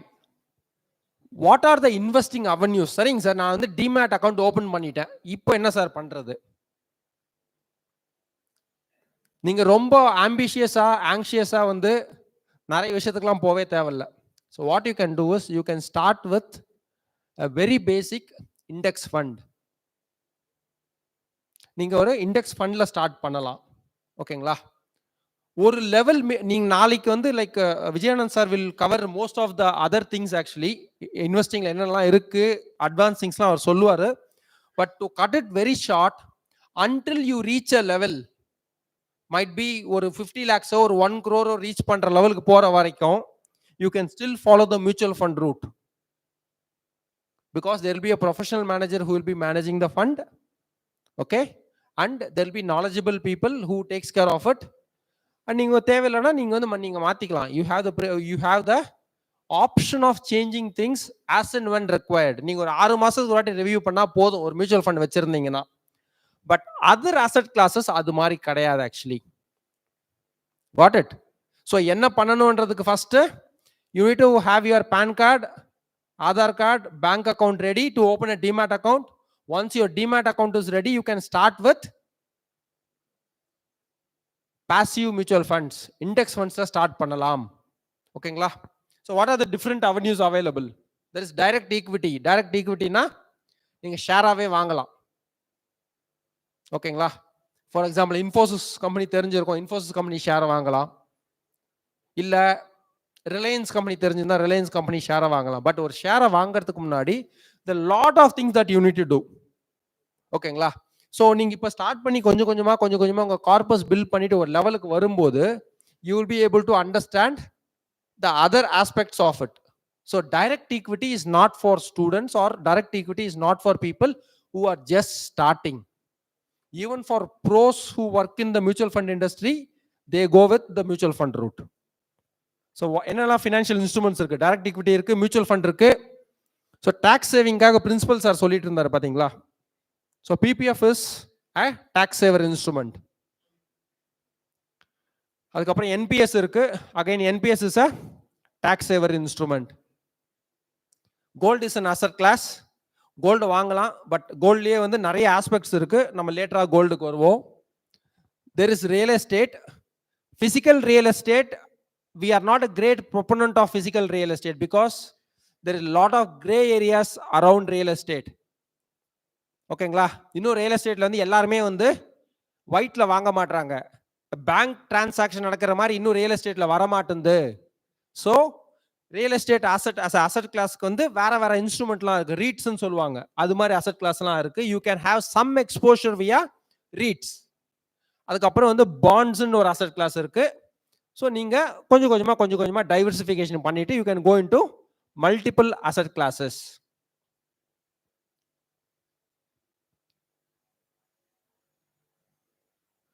Fine. When you come into capital markets na enna? Somebody wants to do business. சரிங்களா? நாளைக்கு யாரோ ஒருத்தர் புதுசா ஒரு தொழில் தொடங்குறீங்க. தொழில் தொடங்குறதுக்கு என்ன தேவை? முதலீடு தேவை. அந்த முதலீடுக்கு வந்து you need to raise money, right? What are the ways in which you can raise money? ஒன்னு பேங்க்ல கடன் வாங்கி நம்ம பிசினஸ் செட் பண்ணலாம். ஓகேங்களா? that comes under debt. So the other is giving away your ownership to somebody and getting money out of it. So that is equity. So இந்தியால வந்து the capital markets are so buoyant. ஓகேங்களா? போன 4 to 5 decades 30 40 50 வருஷமாவே the capital markets are doing very fantastically. நடக்கும், அங்கங்க ஏதாவது ஒரு தப்பு நடந்துட்டே இருக்கும். But the larger good outbeats all these smaller noises. ஓகேங்களா? கேபிட்டல் மார்க்கெட்ஸ்ல there is something called as primary market, there is something called as secondary market. What is primary market? When a company initially wants to raise a capital, they do it via an IPO, initial public offering. ஓகேங்களா? so அந்த initial public offering-ல வந்து share விக்கிறாங்க பாத்தீங்களா? so that is primary market. and what is secondary market? once share list ஆயிடுச்சுன்னு வெச்சுக்கோங்க, list ஆனதுக்கு அப்புறம் I can buy, somebody can sell, somebody can buy and I can sell. so அன்னைக்கு என்ன liquidity இருக்கோ அதை வச்சுக்கிட்டு பங்கு வர்த்தகம் நடந்துகிட்டே இருக்கும். அதுதான் வந்து செகண்டரி மார்க்கெட்ஸ். நீங்க சப்ஜெக்ட்லாம் படிச்சிருக்கீங்களா? இல்லையா? That's okay. ஸோ நாளைக்கு நீங்கள் ஒரு டிமேட் அக்கௌண்ட் ஓப்பன் பண்ணிட்டீங்க. ஓகேங்களா? உங்களுக்கு ஒரு நல்ல ஷேர் ஒன்று பிடிச்சிருக்கு, நிறைய பேராமீட்டர்ஸ்லாம் பார்த்துட்டீங்க, நீங்கள் ஸ்டடியெல்லாம் பண்ணிட்டீங்க, அந்த டிமேட் அக்கௌண்ட்டுக்கு என்னென்னலாம் அந்த ஷேருக்கு என்னென்னலாம் தேவையோ அதெல்லாம் நீங்கள் படிச்சுட்டீங்க. நீங்கள் வாங்கணும்னு நினச்சிங்கன்னா உங்கள் டிமேட் அக்கௌண்ட்டில் போயிட்டு you can by that share. ஒரே ஒரு ஷேர் கூட வாங்கலாம். உங்ககிட்ட ஒரு 1000 ரூபாய் இருக்குது, 1000 ரூபாய்க்கு you can look into multiple parameters. ஒரு ஷேர் எப்படி பார்க்கணும்ன்ற விஷயத்துக்கு நம்ம அப்புறமா வருவோம். But you can buy the share in your demat account using secondary market.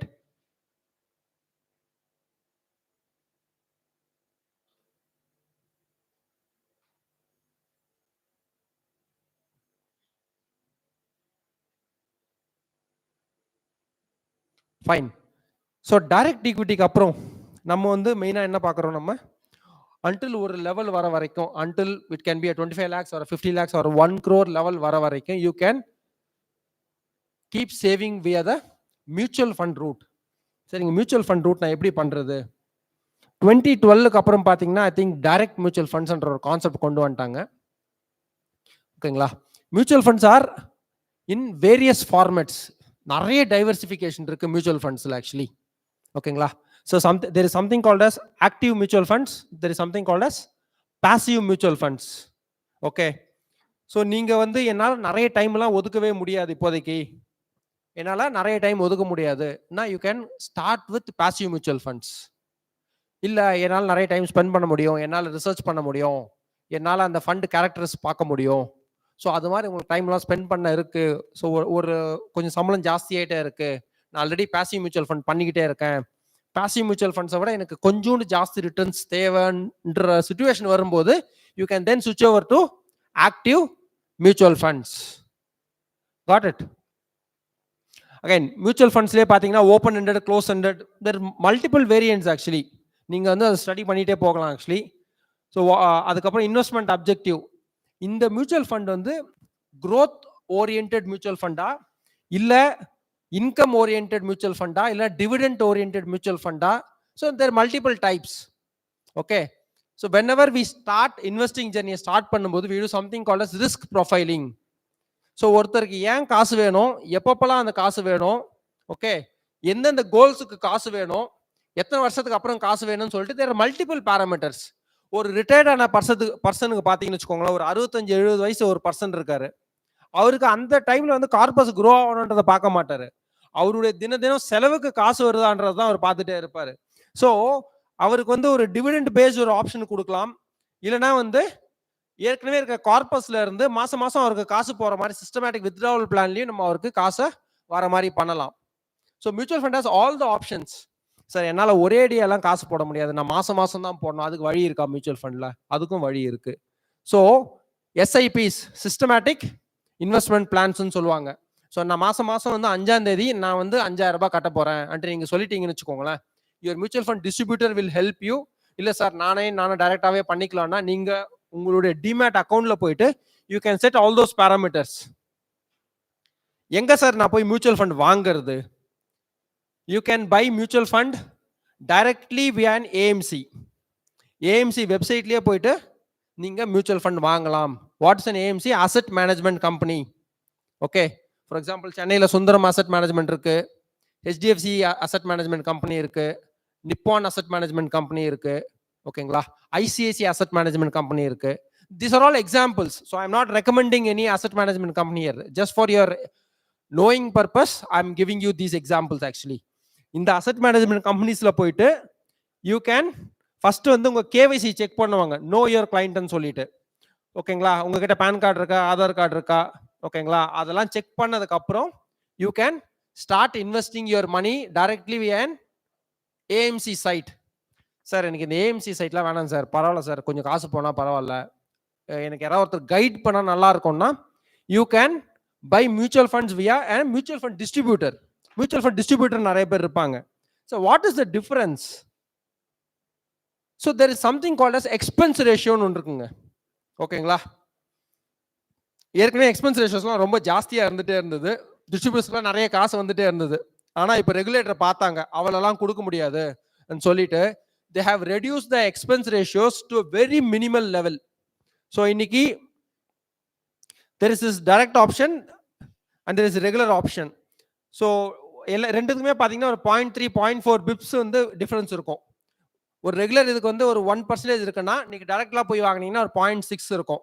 அந்த மிச்சம் இருக்கிறது தான் வந்து அந்த மியூச்சுவல் ஃபண்ட் டிஸ்ட்ரிபியூட்டருக்கு கொடுக்குற காசா இருக்கு இன்னைக்கு. God it? ஸோ நீங்க டைரக்டா ஏஎம்சிலையும் போய் வாங்கலாம், இல்லை சார் எனக்கு கொஞ்சோண்டு ஹேண்ட் ஹோல்டிங் தேவை, எனக்கு யாராவது ஒருத்தர் ஹெல்ப் பண்ணால் நல்லா இருக்கும்னு நினச்சிங்கன்னா you can buy mutual funds via a distributor as well. MFDs சொல்லுவாங்க, mutual fund distributors. So if somebody of you are interested in becoming, you can also become an MFD. NASMல போயிட்டு ஓகே மியூச்சுவல் ஃபண்ட்ஸ்க்குன்னு சொல்லிட்டு ஒரு exam இருக்கும். அந்த எக்ஸாமை pass பண்ணிட்டீங்கன்னா you need to go and register with ஆம்ஃபில register பண்ணிட்டீங்கன்னா you will get an ARN code.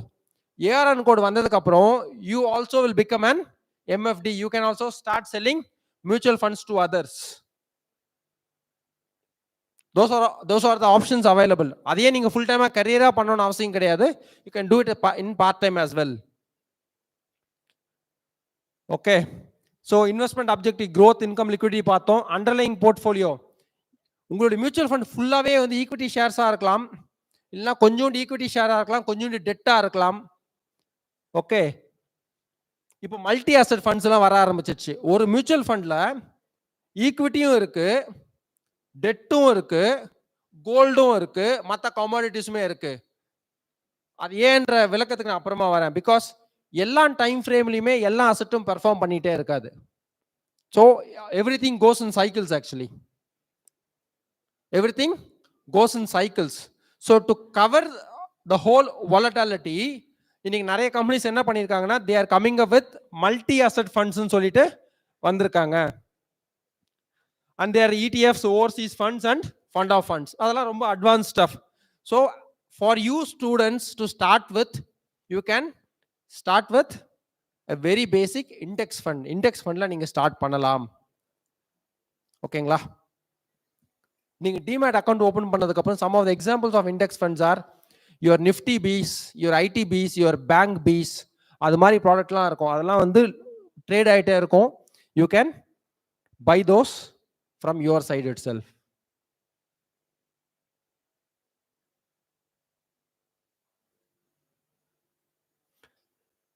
So இது வந்து ஆம்ஃபி சைட்லேருந்து எடுத்த ஒரு ஸ்லைடு. இது ஆக்சுவலி ரிட்டர்ன் வெர்சஸ் ரிஸ்க்கை பற்றி விஜயானந்த் சார் நிறைய பேசுவார். பட் டு ஸ்டார்ட் வித் நான் லைட்டாக கவர் பண்ணுறேன் ரிஸ்க். சார் ரிஸ்கே இல்லாத ப்ராடக்ட் வேணும் சார், எனக்கு ரிஸ்கே இருக்கக்கூடாது சார் அப்படின்னா இன்னைக்கு வீட்டில் வச்சாலுமே பிரச்சனை. ஆக்சுவலி வீட்டில் வச்சு 4 வருஷத்துக்கு அப்புறம் வந்தால் என்ன சொல்கிறாங்க, அந்த காசு செல்லாது சார்ன்றாங்க. கரெக்டா? டிவிலெல்லாம் பார்த்தீங்கன்னா ஒரு பாட்டியெல்லாம் வந்து அழுது உருண்டு புரண்டு என் காசெல்லாம் போச்சு செல்லாதுன்றாங்கன்னு சொல்லிட்டு நீங்கள் பார்த்துருந்துருப்பீங்க. ஆக்சுவலி ஸோ ரிஸ்க் இல்லைன்ற மாதிரி ஒரு சுச்சுவேஷனே எனக்கு கிடையாது. Actually there is some risk known or unknown at some point in time. கரெக்டுங்களா? ஸோ ரிஸ்க் இல்லாமல் எதுவுமே கிடையாது. there is some element of risk. But அதில் இருக்கிறதுலையே கம்மியான ரிஸ்க் வீட்டில் வச்சுருந்துருக்கலாம். பட் ஆனால் வீட்டில் வச்சுருந்தீங்கன்னா இன்ஃப்ளேஷன் ரிஸ்க் இருந்துகிட்டே இருக்கு. 100 ரூபாய் 10 வருஷத்துக்கு முன்னாடி இருந்த 100 ரூபாய் இன்னைக்கு 100 ரூபாய் கிடையவே கிடையாது. கிட்டத்தட்ட 50 ரூபாய்க்கு ஈக்குவலன்ட் தான் இன்னைக்கு. கரெக்டுங்களா? அது நம்ம கண்ணுக்கு தெரியாமல் இது நடந்துகிட்டே இருக்கு. So that is inflation risk. இன்னொன்று இன்ட்ரெஸ்ட் ரேட் ரிஸ்க். ஸோ இதெல்லாம் இல்லாமல் நீங்கள் மியூச்சுவல் ஃபண்ட் இண்டஸ்ட்ரிக்குள்ள வந்துட்டீங்க, நீங்கள் இந்த ஆர்கனைஸ்டு செக்டாருக்குள்ள வந்துட்டீங்க. Once you come into an organized sector, liquid funds have the least risk. they have the shorter duration. Mutual ஃபண்ட்ஸ்லேயே பார்த்தீங்கன்னா கடன் பத்திரம்னு சொல்கிறாங்க. ஓகேங்களா? கடனை வந்து ஒரே ஒரு நைட்டுக்கு கடன் வாங்குற கம்பெனிலாம் இருக்கு, ஒரே ஒரு நாளுக்கு கடன் வாங்குற கம்பெனிலாம் இருக்கு. சில கம்பெனிலாம் பார்த்தீங்கன்னா 45 நாளைக்கு கடன் வாங்குற கம்பெனிலாம் இருக்கு. ஓகே, ஸோ லிக்விட் ஃபண்ட்ஸ் இருக்கு, ultra short term, arbitrage funds, ஓகேங்களா, income funds, fixed maturity plan, income plan, gilt, monthly income plan. இது வரைக்கும் பார்த்தீங்கன்னா ஃபுல்லாகவே வந்து வெறும் கடன் தான். இந்த பேலன்ஸ்டு ஃபண்ட்ஸ்லாம் இருக்குது பார்த்தீங்களா, அதில் வந்து கொஞ்சோண்டு ஈக்விட்டி, மற்றதெல்லாம் டெட்டாக இருக்கலாம். அதுக்கு மேலே கோல்டு ETF, அதுக்கு மேலே பார்த்தீங்கன்னா இண்டெக்ஸ் ஃபண்ட் இங்கே வருது. இது எல்லாமே மோஸ்ட்லி கடன் பத்திரம் தான். இதோட ரிட்டர்ன்ஸ் பார்த்தீங்கன்னா somewhere between 3 to 7, 3 to 6, 3 to 8 இவ்வளோ தாங்க இருக்கும். நீங்கள் மியூச்சுவல் ஃபண்ட் இண்டஸ்ட்ரியில் டெட்டில் நீங்கள் உங்கள் மணியை பார்க் பண்ணீங்கன்னா based on the duration you might be getting somewhere between 3 to 6 or 7% based on interest rate cycle. நம்ம எப்படி ஏற்கனவே இன்ஃப்ளேஷன் பார்த்தோமோ அதே மாதிரி there is something called as interest rate cycle. Inflation கம்மியாக இருக்கும்போது இன்ட்ரெஸ்ட் ரேட் ரொம்ப கம்மியாக இருக்கும். இன்ஃப்ளேஷன் ஏற ஏற என்ன பண்ணுவாங்க, இன்ட்ரெஸ்ட் ரேட்டையும் ஏற்றிட்டு போயிட்டே இருப்பாங்க. இன்னைக்கு ஃபிக்ஸட் டெபாசிட் பேங்க்ஸ்லாம் வந்து நிறையவே இன்ட்ரெஸ்ட் இன்னைக்கு கொடுத்துட்டு இருக்காங்க. பிகாஸ் நமக்கு இன்ஃப்ளேஷன் இன்னைக்கு ஜாஸ்தியா இருக்கு. Once inflation starts coming down, our interest rates will also go down. ஒரு பக்கம் வந்து நம்ம லோன் எடுக்கும்போது நம்ம என்ன எக்ஸ்பெக்ட் பண்றோம்? உங்களுக்கு இன்ட்ரெஸ்ட் கம்மியா இருக்குன்னு எக்ஸ்பெக்ட் பண்றோம். நம்ம பேங்க்ல காசு போடும்போது என்ன எக்ஸ்பெக்ட் பண்றோம்? நம்மளுக்கு வட்டி ஜாஸ்தியா கிடைக்குன்னு எக்ஸ்பெக்ட் பண்றோம். ரெண்டுமே கிடைக்காது. கரெக்டா? ஸோ எல்லாருமே அந்த சைக்கிள்ல வந்து மாறிக்கிட்டே இருப்பீங்க. இந்த ரஜினி படத்துல வர மாதிரி தான், அந்த படிக்கல மேலே போயிட்டே இருப்பீங்க பாத்தீங்களா? இன்னைக்கு நீங்க இங்க இருக்கீங்க, இன்னைக்கு நீங்க என்ன கேட்பீங்க? எனக்கு இன்ட்ரெஸ்ட் கம்மியா இருக்கணும்னு நீங்க கேட்டே இருப்பீங்க. பிகாஸ் கரியர் ஸ்டார்ட் பண்ணும்போது நம்ம வந்து லோன் எடுக்கிற ஸ்டேஜ்ல இருந்துகிட்டே இருக்கிறோம். ஒரு 20 வருஷம் 30 வருஷம் தாண்டும் போது என்ன ஆகும்? நம்ம கிட்ட நிறைய காசு சேர்ந்துரும். ஓகே, அப்போ பேங்க் வந்து நமக்கு நிறைய வட்டி கொடுக்கணும் நம்ம எக்ஸ்பெக்ட் பண்ணுவோம். ரெண்டுமே நடக்காது ஆக்சுவலி. புரியுதுங்களா? So at some point in time you will be in a lower interest rate cycle. At some point in time you will be in a higher interest rate cycle. Got it? So நிறைய risk எதுல இருக்குன்னா thematic funds ன்னு சொல்லுவாங்க. thematic ஃபண்ட்னா ஒரே ஒரு செக்டார்ல போயிட்டு ஒரு mutual fund வந்து அந்த கம்பெனிஸ் எல்லாம் பிக்கப் பண்ணிட்டு ஒரு மியூச்சுவல் ஃபண்ட் நடத்துவாங்க. ஃபார் எக்ஸாம்பிள் எஃப்எம்சிஜி ஃபண்டுன்னு சொல்றாங்க. எஃப்எம்சிஜி ஃபண்டுனா எஃப்எம்சிஜி நிறுவனங்கள்ல என்னென்ன கம்பெனி எல்லாம் இருக்கோ எல்லாத்தையும் போட்டு ஒரு மியூச்சுவல் ஃபண்டா கொடுத்துருவாங்க. ஓகே, அதுல ரிஸ்க் செக்டாரியல் ரிஸ்க் ஜாஸ்தியா இருக்கு.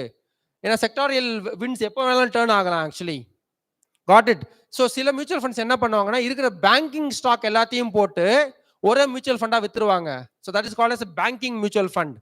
ஸோ திமேட்டிக் செக்டாரல் ஃபண்ட்ஸ்ல தான் வந்து ரிஸ்க் வந்து ரொம்ப ஜாஸ்தியா இருக்கு.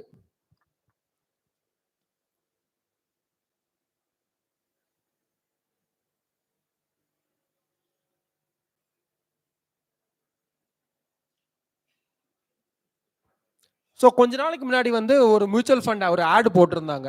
So this caught my eyes actually. அவங்களுக்காக ப்ரொமோட் பண்ணல, உண்மையான ஒரு இன்வெஸ்டர் அவேர்னஸ்க்காக தான் அதை ப்ரொமோட்டே பண்ணாங்க.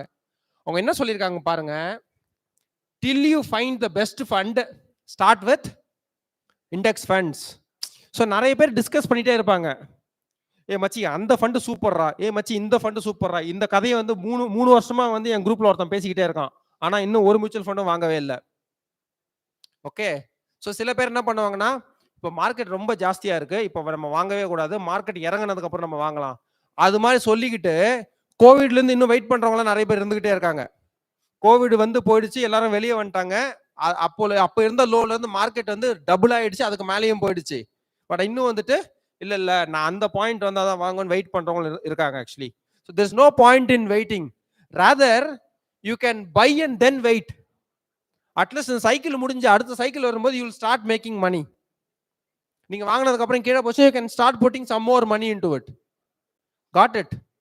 ஸோ இது போட்டு வந்து டிஎஸ்பி தான் ஆக்சுவலி, டிஎஸ்பி மியூச்சுவல் ஃபண்ட் தான் இதை பண்ணியிருந்தாங்க. என்ன சொல்லியிருக்காங்க, till you find the best fund start with index funds.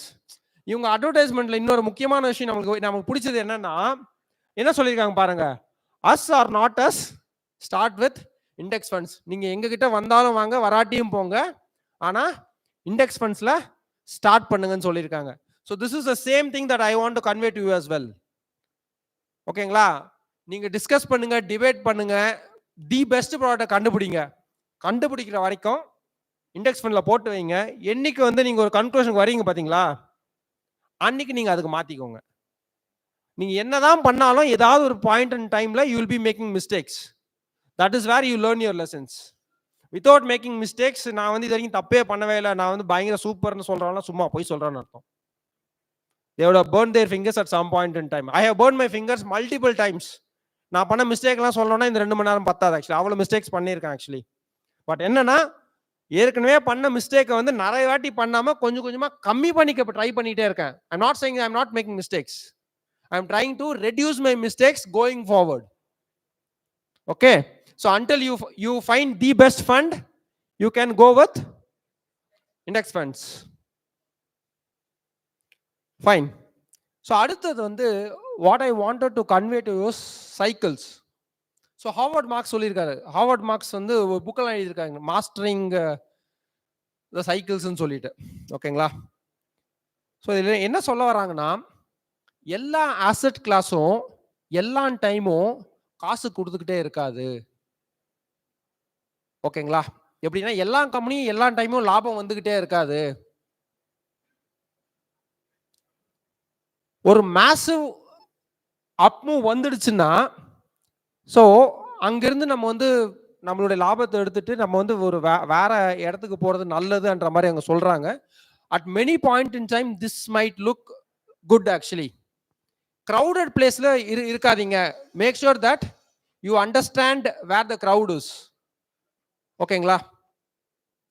இந்த எக்ஸாம்பிளை பார்த்தீங்கன்னு வச்சுக்கோங்களேன், இதுக்கு நான் மறுபடியும் வரேன். ஸோ இது வந்து மின்ட் பேப்பர்ல போட்டிருந்தாங்க. எந்தெந்த அசெட் கிளாஸ் எந்தெந்த வருஷம் எவ்வளவு காசு கொடுத்துருக்குன்ற ஒரு கிளாசிபிகேஷன். ஆக்சுவலி ஏதாவது ஒரு அசெட் கிளாஸ் வந்து டாப்லயே இருக்கா பாத்தீங்களா? இல்ல ஏதாவது ஒரு அசெட் கிளாஸ் எப்ப பார்த்தாலும் பாட்டம்லயே இருக்கா பாத்தீங்களா? இருக்கவே இருக்காது, இருக்கவும் முடியாது. ஆக்சுவலி ஃபார் எவ்ரி 10 இயர்ஸ் இந்த பழைய ஹிஸ்டரி எடுத்து பாத்தீங்கன்னா தெரியும். ஆக்சுவலி ஒரு 10 வருஷத்துக்கு ஒரு வாட்டி வந்து ஒரு மேஜர் இன்சிடென்ட் ஒன்று நடந்துகிட்டே இருக்கு. ஆக்சுவலி இதுக்கு முன்னாடி என்ன சொன்னாங்கன்னா, ஒரு 100 இயர்ஸ்க்கு ஒரு வாட்டி வந்து ஒரு பெரிய பிரச்சனை ஒன்று வரும், அதுக்கப்புறம் வரவே வராதுன்னு சொன்னாங்க. போன 100 இயர்ஸ்ல வந்து கிரேட் டிப்ரெஷன் அந்த அது மாதிரி ஒரு பிரச்சனையா சொல்லலாம். கிரேட் டிப்ரெஷன் முடிஞ்சதுக்கு அப்புறம் போன செஞ்சுரி முடிஞ்சிடுச்சு, அதுக்கப்புறம் இந்த செஞ்சுரின்னு சொன்னாங்க. இந்த செஞ்சுரியில வந்து 2008ல வந்து we had Lehman brother collapse, financial crisis இருந்தது. அது வந்து முடிஞ்சதுக்கு அப்புறம் என்ன சொன்னாங்க, இந்த செஞ்சுரியுடைய கிரேட்டஸ்ட் ப்ராப்ளம் வந்து முடிஞ்சிடுச்சு, இதுக்கப்புறம் பிரச்சனை வரவே வராதுன்னு சொன்னாங்க. அப்படி சொல்லி முடிச்சு 10 வருஷத்துக்குள்ளேயே வந்து அதோட ஒரு பெரிய பிரச்சனை கோவிட். ரைட்? உலகத்தையே வந்து தூக்கி வாரி போட்டுடுச்சு. Right? we might never know. There is risk, we can mitigate risk, we can be ready in accepting risk, but இதெல்லாம் இல்லாம there is something called as unknown risk. unknown ஒன்று இருக்கு, என்ன வரும்ன்றது யாருக்கும் தெரியவே தெரியாது. ஸோ அடுத்த ரிஸ்க் வந்து நம்ம கோவிட் மாதிரியே இருக்குமான்றது தெரியாது. we never know. got it? So இந்த ஃபர்ஸ்ட்ல பாத்தீங்கன்னு வச்சுக்கோங்களேன், 2010 and 11ல வந்து கோல்டு எவ்வளவு ரிட்டர்ன் கொடுத்துருக்குன்னு பாருங்க. 24% and 29% ரிட்டர்ன் கொடுத்துருக்கு. ஏன்? அதுக்கு முன்னாடி 2 வருஷத்துல தான் வந்து லீமன் பிரதர் கொலாப்ஸ், 2008ல தான் லீமன் பிரதர் கொலாப்ஸ் நடந்தது. உலகத்தையே வந்து ஒரு உலுக்கிடுச்சு. Many banks went bankrupt. அன்னைக்கு விழுந்த சிட்டி பேங்க் வந்து இன்னும் எழுந்திரிக்கவே இல்லை. சிட்டி பேங்கோட ஷேர் பிரைஸ் பாத்தீங்கன்னா தெரியும் உங்களுக்கு. ஸோ அன்னைக்கு government bailed out many banks in US. India doesn't have that luxury. ஓகேங்களா? US has that luxury. US can print as much money that they want. But அங்க வந்து ரேட்டிங் ஏஜென்சிஸ்லாம் அதுவும் தெரியவே மாட்டேங்குது. அங்க ரேட்டிங் ஏஜென்சிஸ் வந்து இன்னும் நாங்க சூப்பர்னு சொல்லிட்டே தான் இருக்காங்க. But that is a different debate altogether. Still their currency is strong. Got it? So 2010ல கோல்ட்ல நிறைய காசு வந்திருந்ததுன்னு சொல்லிட்டு நீங்க 2010ல கோல்ட்ல காசு போட்டிருந்தீங்கன்னா என்ன இருந்திருக்கும்? அதுக்கு அடுத்த வருஷம் பாருங்க கோல்ட் ரொம்ப கீழே இறங்கிடுச்சு. நம்ம ஊர்ல வந்து 2 அசெட் கிளாஸ் வந்து எல்லாருமே ரொம்ப பிடிச்ச அசெட் கிளாஸ் 2 இருக்குங்க. என்னதுங்க அது? Gold, real estate. ஸோ இதுக்கு பாருங்க எல்லாருமே ஆன்சர் சொல்லிட்டீங்க. கோல்டுடைய விலை உண்மையிலே ஏறுதா? ஏறுதுன்னு சொல்றீங்களா இறங்குதுன்னு சொல்றீங்களா? ஏறுதா? Okay. I'll give you a different perspective actually. நம்ம ஊர்ல கோல்டுடைய விலை ஏறல. கோல்டு ஏன் ஏறின மாதிரி தெரியுதுன்னா it is because of currency depreciation. யார்கிட்டயாவது ஃபோன் இருந்ததுன்னா கோல்டுடைய சார்ட் எடுத்து பாருங்க. 2012லயே கோல்டு ஒரு அவுன்ஸ் வந்து $1900 வந்துருச்சு. In 2012 itself gold touched $1900 and something. அதுக்கப்புறம் கோல்டு பயங்கரமா விழுந்துருச்சு. அந்த $1900 மறுபடியும் தொடர்றதுக்கு 7-8 வருஷம் ஆச்சு ஆக்சுவலி. ஆனா நம்ம ஊர்ல மட்டும் கோல்டோட விலை ஏறிக்கிட்டே இருக்கு. Why? It is because of depreciation of our currency. So gold ஏறுறது வந்து லைக் நமக்கு அப்படி அது மாதிரி காமிச்சிக்கிட்டே இருக்காங்க. நம்ம கரன்சி டிப்ரிஷியேட் ஆகிட்டு போயிட்டே இருக்கு. அதனால தான் வந்து கோல்டோட விலை வந்து ஜாஸ்தி ஆகிட்டே போகுது. ஸோ நீங்கள் அதை அசட்டாக பார்த்தீங்கன்னா அந்த அசட்டோட ப்ரைஸ் மேலே போயிருக்கா? அந்த அசட்டோடைய ப்ரைஸ் வந்து மேலே போகலை. ஆக்சுவலி இத்தனை நாள் வந்து சைலண்டாக இருந்த கோல்டு மறுபடியும் எப்போ மேலே போக ஆரம்பிச்சது? கோவிட் அப்போ போக ஆரம்பிச்சது. whenever there is a huge uncertainty, people fall back to gold, right? whenever there is a huge uncertainty, people fall back to gold. So நீங்கள் வீட்டுக்கு போயிட்டு இதை ஹோம்ஒர்க்காக கூட எடுத்து பண்ணி பாருங்க. ஆக்சுவலி கோல்டோட விலை வந்து உண்மையில ஏறவே இல்லை. கோல்டு ஏன் ஏறிச்சுன்னா it is because of currency depreciation. Got it sir? நாளைக்கு நம்ம கரன்சி அப்ரிஷியேட் ஆயிடுச்சுன்னா அப்போ என்ன சார் ஆகும்? ஆவாதா? Fine, it's a very long story, பட் நம்ம வந்து அதுக்குள்ள போக வேண்டாம். Okay, so the reason why I am showing this picture has lot of information in it. ஓகேங்களா? ஸோ அகைன் இங்க பாருங்க 2018ல வந்து கோல்டு தான் வந்து தி பெஸ்ட் அசட் கிளாஸா இருந்திருக்கு. இதுல லார்ஜ் கேப் ஃபண்ட்ஸ் பாருங்க 2017, 2018, 2019ல வந்து கன்சிஸ்டண்டா வந்து ஓரளவுக்கு நல்ல ரீசனபிள் ரிட்டர்ன்ஸ் கொடுத்துக்கிட்டே தான் இருந்திருக்கு. 2019க்கு அப்புறம் இந்த டேட்டா இல்லை. ஆக்சுவலி 2020ல equities took a hit. Equities are down by 30-35%, right?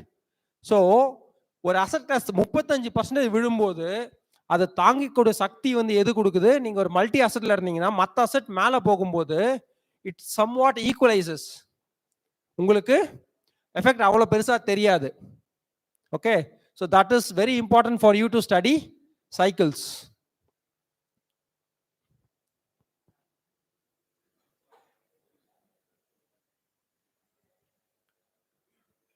So one more quote that I wanted to share. So successful investing is about managing risk and not avoiding risk. Risk இல்லாம ஒரு விஷயமே கிடையாது. Actually so எப்படியெல்லாம் ரிஸ்கை avoid பண்ணலாம்? For a human life how can you avoid risk? By taking an insurance policy. ஓரளவுக்கு actually எல்லாத்தையுமே வந்து லைக் நெட் டு நெட்டாக வந்து நம்மளால எதுவும் பண்ண முடியாது. But how to mitigate risk? By taking an insurance policy. உடம்பு சரியில்லாமல் போகுது, அதுலேருந்து எப்படி நம்மளை வந்து ஹெல்ப் பண்ணிக்க முடியும்? By taking an health insurance policy. நம்ம ஒரு அசட் வச்சிருக்கோம், அந்த அசட்ல இருந்து நம்மளை எப்படி காப்பாத்திக்கிறது? ஆக்சுவலி வீடு வச்சிருக்கோம், வீட்டில் திருடு போகாமல் இருக்கிறதுக்கு தெஃப்ட் இன்சூரன்ஸ் இருக்கு, தெரியுங்களா உங்களுக்கு? இன்னைக்கு கம்பெனியில் ரா மெட்டீரியல் இருக்கு, ரா மெட்டீரியல் பத்திக்கிட்டு போயிடுச்சுன்னா என்ன பண்றது? So company they insure them self. So if there is a risk, and the risk பார்த்து ஓடுறது வந்து சொல்யூஷனே கிடையாது. So how are you going to mitigate that risk, and then how are you going to move forward is more important.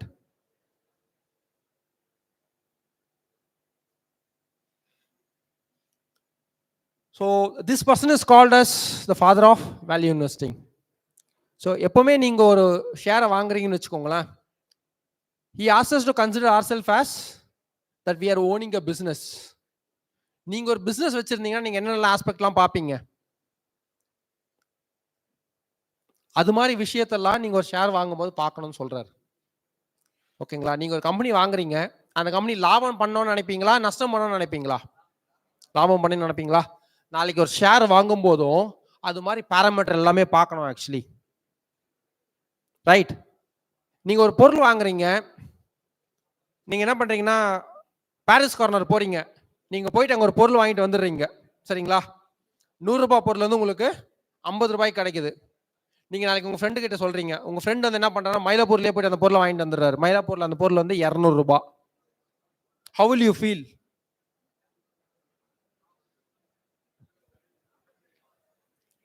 ஏமாந்துட்டோம்னு நினைப்பீங்களா, இல்ல நம்ம அடுத்த வாட்டி ஏமாறாம இருக்கணும்னு நினைப்பீங்களா? என்ன நினைப்பீங்க? ஆக்சுவலி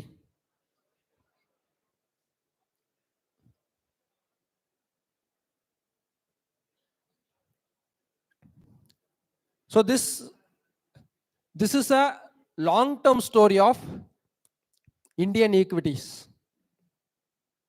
starting from 90லேருந்து ஆரம்பிச்சு ஆன் அன் ஆவரேஜா ஓகேங்களா எத்தனை பர்சன்டேஜ் க்ரோ ஆயிருக்கு?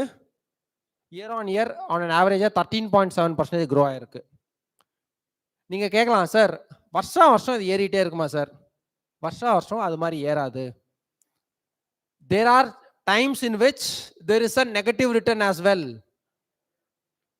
Even after all those things, okay, Nifty has returned 13.7%. Is it good or bad? Bad. இதை விட பெட்டரா காசு கொடுத்த ஏதாவது ஒரு ரெகுலேட்டட் இன்ஸ்ட்ருமெண்ட் உங்களுக்கு தெரியுமா? இதை விட ஒரு regulated instrument. Whenever we are taking returns, okay, we don't want to take unregulated instruments. நம்ம வீட்டில் சீட்டு போட்டுருந்துருப்போம், நம்ம வீட்டில் வந்து தீபாவளிக்கு சிட் ஃபண்ட் போட்டுருந்துருப்போம், ஓகேங்களா? வேற யாராவது காசு வாங்கிட்டு 3 ரூபாய் வட்டி 2 ரூபாய் வட்டிலாம் கொடுத்துருந்துருப்பாங்க. அந்த இன்ஸ்ட்ருமெண்ட்டுக்குள்ளேயே நம்ம போகல. Okay, it is unregulated and there is 99% of risk in those unregulated instruments. Our focus is only on regulated instruments.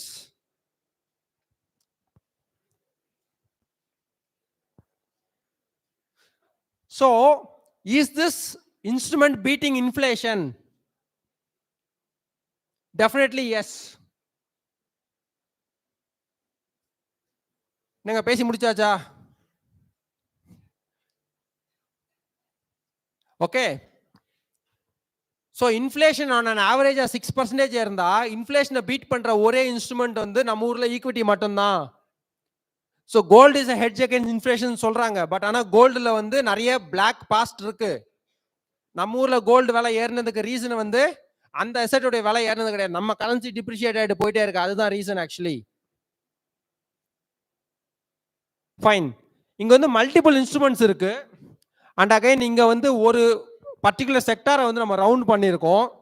அந்த செக்டாரை பார்க்காதீங்க, ஆக்சுவலி இப்போ பார்க்காதீங்க. ஓகே, ஸோ ஈக்விட்டிலேயே there are multiple categories actually. There is a large cap mutual fund, okay, there is a mid cap mutual fund, there is a small cap mutual fund, there is a flexi cap mutual fund, there is a multi cap mutual fund. இதெல்லாம் ஈக்விட்டிலேயே வருது. இதுக்கப்புறம் balance advantage, okay, hybrid, அதுக்கப்புறம் dead mutual funds எல்லாமே இருக்கு. Okay, first இருக்கிறது ரெண்டுமே index. First மூணும் S&P Sensex index on 10-year பேசிஸ்ல எவ்வளவு ரிட்டர்ன் கொடுத்துருக்கு, நிஃப்டி ஆன் 10-year பேசிஸ்ல எவ்வளவு ரிட்டர்ன் கொடுத்துருக்கு, Nifty 100 TRI total return index எவ்வளவு ரிட்டர்ன் கொடுத்துருக்கு, ஆன் அன் ஆவரேஜா வந்து ஒரு 14% கொடுத்துருக்கா. Don't get carried away by shorter term performances. நீங்க கேட்கலாம் சார் 3 இயர்ஸ்ல ரொம்ப நல்லா இருக்கே, ஏன்? ஏன்னா அது வந்து கோவிட்க்கு அப்புறம் வந்த டேட்டா. கோவிட்ல பயங்கரமா விழுந்துருச்சா? ஸோ அதுல இருந்து நீங்க எடுத்து பார்த்தீங்கன்னா அந்த ரிட்டர்ன் வந்து பெருசா இருக்கிற மாதிரி இருக்கு. நம்ம எப்பவுமே வந்து ஷார்ட்டர் டைம் ஃப்ரேம் எடுத்து பார்த்து ஏமாந்துடக்கூடாது. ஸோ நிறைய பேர் உங்ககிட்ட எப்படி வந்து செல் பண்ணுவாங்கன்னா, சார் 6 மாசத்துல பாருங்க எவ்வளவு காசு வந்திருக்கு, சார் 1 வருஷத்துல பாருங்க எவ்வளவு காசு வந்திருக்கு, போன 2 வருஷம் பாருங்க எவ்வளவு காசு வந்திருக்கு, அதை சொல்லி தான் வந்து உங்களுக்கு ஒரு ப்ராடக்ட்டை செல் பண்ணுவாங்க actually. So just don't get carried away by short term performances. Make sure that you at least see a very long term perspective actually. ஒரு 10 இயர்ல எப்படி பெர்ஃபார்ம் பண்ணிருக்கு, 15 இயர்ல எப்படி பெர்ஃபார்ம் பண்ணிருக்கு, ஒரு 20 இயர் டைம் பீரியட்ல எப்படி பெர்ஃபார்ம் பண்ணிருக்குன்னு பாத்தீங்கன்னா you will be able to get an idea out of it. Got it? Mid cap and small கேப்ல வந்து ரிட்டர்ன் ஜாஸ்தியா இருக்கும், ஆனா அது ரிஸ்க்குமே ஜாஸ்தியா இருக்கும். So there is a metric that is called as risk adjusted return. நீங்க எடுக்கிற ரிஸ்க்குக்கு எவ்வளவு ரிட்டர்ன். நிறைய பேர் எனக்கு ரிஸ்கே வேண்டான்னுவாங்க, அவங்களோட ரிட்டர்ன் அதுக்கு ஏத்த மாதிரி தான் இருக்கும். சில பேர் எனக்கு கொஞ்சோண்டு ரிஸ்க் எடுத்தா போதும்னு இருக்கும், அவங்களோட ரிட்டர்ன் அதுக்கு ஈக்குவலண்டா தான் இருக்கும் actually. So make sure that when you compare it is compared with risk associated to it. So this is the reason we said that most probably வந்து இண்டெக்ஸ் ஃபண்ட்ஸை ஸ்டார்ட் பண்ணுங்க. இண்டெக்ஸ் ஃபண்ட்ல ஸ்டார்ட் பண்ணதுக்கு அப்புறம் ஒரு large cap ஒரு flexi gap மாதிரி ஒரு ஃபண்ட்ல இருங்க. எப்பப்பெல்லாம் ஒரு ஆப்பர்ச்சுனிட்டி வருதோ அப்போ வந்து you talk to well knowledge people and then you can change it. ஏன்னா போன 2 வருஷமா வந்து ஸ்மால் கேப் மியூச்சுவல் ஃபண்ட் எல்லாம் வந்து செமையா ரிட்டர்ன்ஸ் கொடுத்துருக்கு. ஓகேங்களா? நீங்க இதே ரிட்டர்ன் கிடைக்கும்னு சொல்லிட்டு இப்ப காசு போட்டீங்கன்னா கண்டிப்பா நீங்க ஏமாந்துருவீங்க. So once a place is overcrowded, okay, the party is already over. So make sure that you are aware of it before investing. ஓகேங்களா? எப்பவுமே வந்து இந்த பழைய ரிட்டர்ன்ஸை பார்த்து இது பண்ணாதீங்க.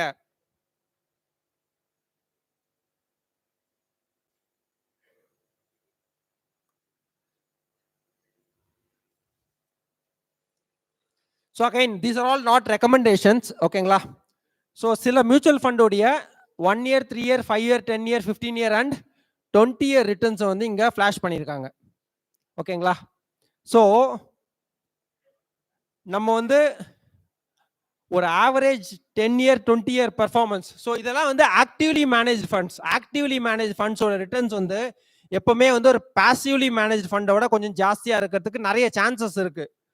நிறைய வாட்டி கம்மியா போறதுக்கும் சான்சஸ் இருக்கு. பட் ஆன ஓவரால் டேட்டா எடுத்து பார்த்தீங்கன்னா ஒரு நல்ல ஆக்டிவ்லி மேனேஜ் ஃபண்டு இண்டெக்ஸை பீட் பண்ணி, ஏன்னா அதுக்கு தான் நம்ம அந்த காசையை கொடுக்குறோம். அப்படி இல்லைன்னா நம்ம இண்டெக்ஸ் ஃபண்ட்லேயே இருந்துடலாம். உங்களுக்கு விஷயம் தெரிகிற வரைக்கும் you can be with index funds. உங்களுக்கு ஓரளவுக்கு விஷயம் தெரிஞ்சதுக்கு அப்புறம் what you can do is you can go to actively manage mutual funds. அதுக்கப்புறம் உங்களுடைய இன்ஃபர்மேஷன் லெவல், ஓகே, உங்களுடைய எஜுகேஷன் லெவல், உங்களுடைய ரிசர்ச் லெவல், உங்களுடைய ரிசர்ச் ஸ்கில் செட்லாம் இன்னும் நல்லா வளருதுன்னா then you can go into individual equity investing.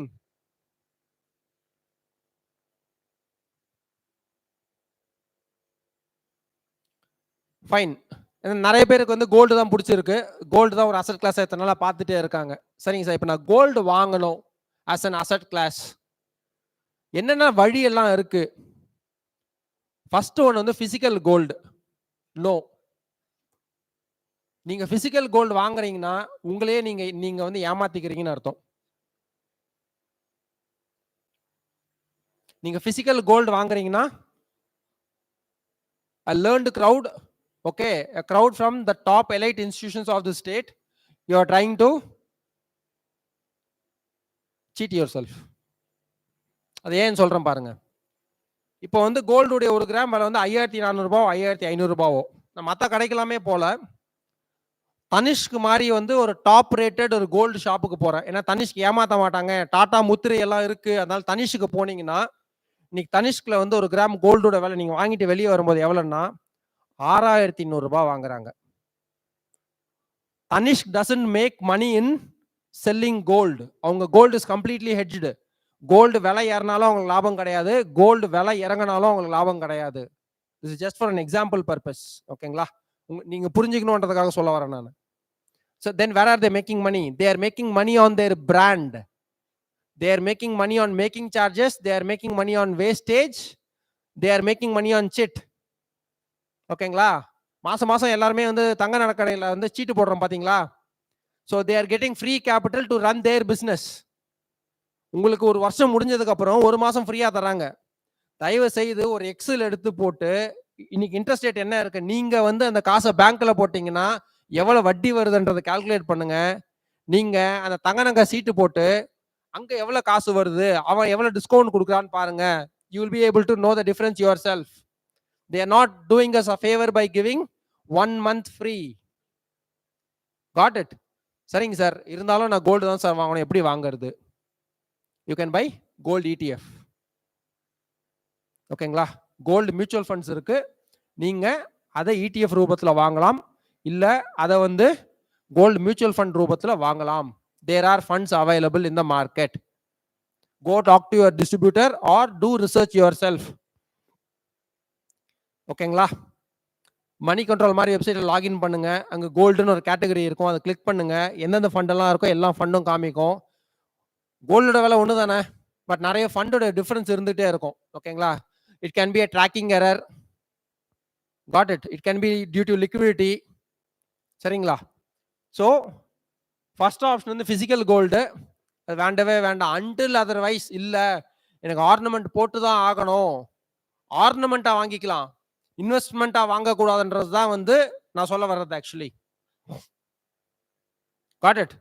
நிறைய பேர் என்ன பண்றாங்க, கோல்டு இன்வெஸ்ட்மெண்ட் சொல்லி ஒரு 100 ரூபாய் பொருளை 90 ரூபாய்க்கு வாங்கிட்டு வந்து பீரோல வச்சிடறாங்க. நாளைக்கு நீங்க விற்க போகும்போது என்ன ஆகுது, மறுபடியும் they get it from you with a discount only. So you end up losing money on both sides. Then what's the point of buying gold like this? உங்களுக்கு இன்னுமே புரியலன்னா, okay, if you have some friends who have gold shops, go and talk to them friendly. They will tell you all the secrets. நீங்க நேர்ல போய் கேட்டீங்கன்னா யாரும் சொல்ல மாட்டாங்க, உடச்சு அனுப்பிச்சிருவாங்க. ஏன்டா எங்க கடைக்கே வந்து எங்களே தப்பா பேசுறியாடான்ட்டு. Got it? If you have some friends, go and find it out yourself. நீங்க கோல்டு கடை வைக்கிறது புத்திசாலித்தனம், செமையா காசு பண்ணலாம். நம்ம அந்த லெவலுக்கு நம்ம வந்து உயரணும் ஆக்சுவலி.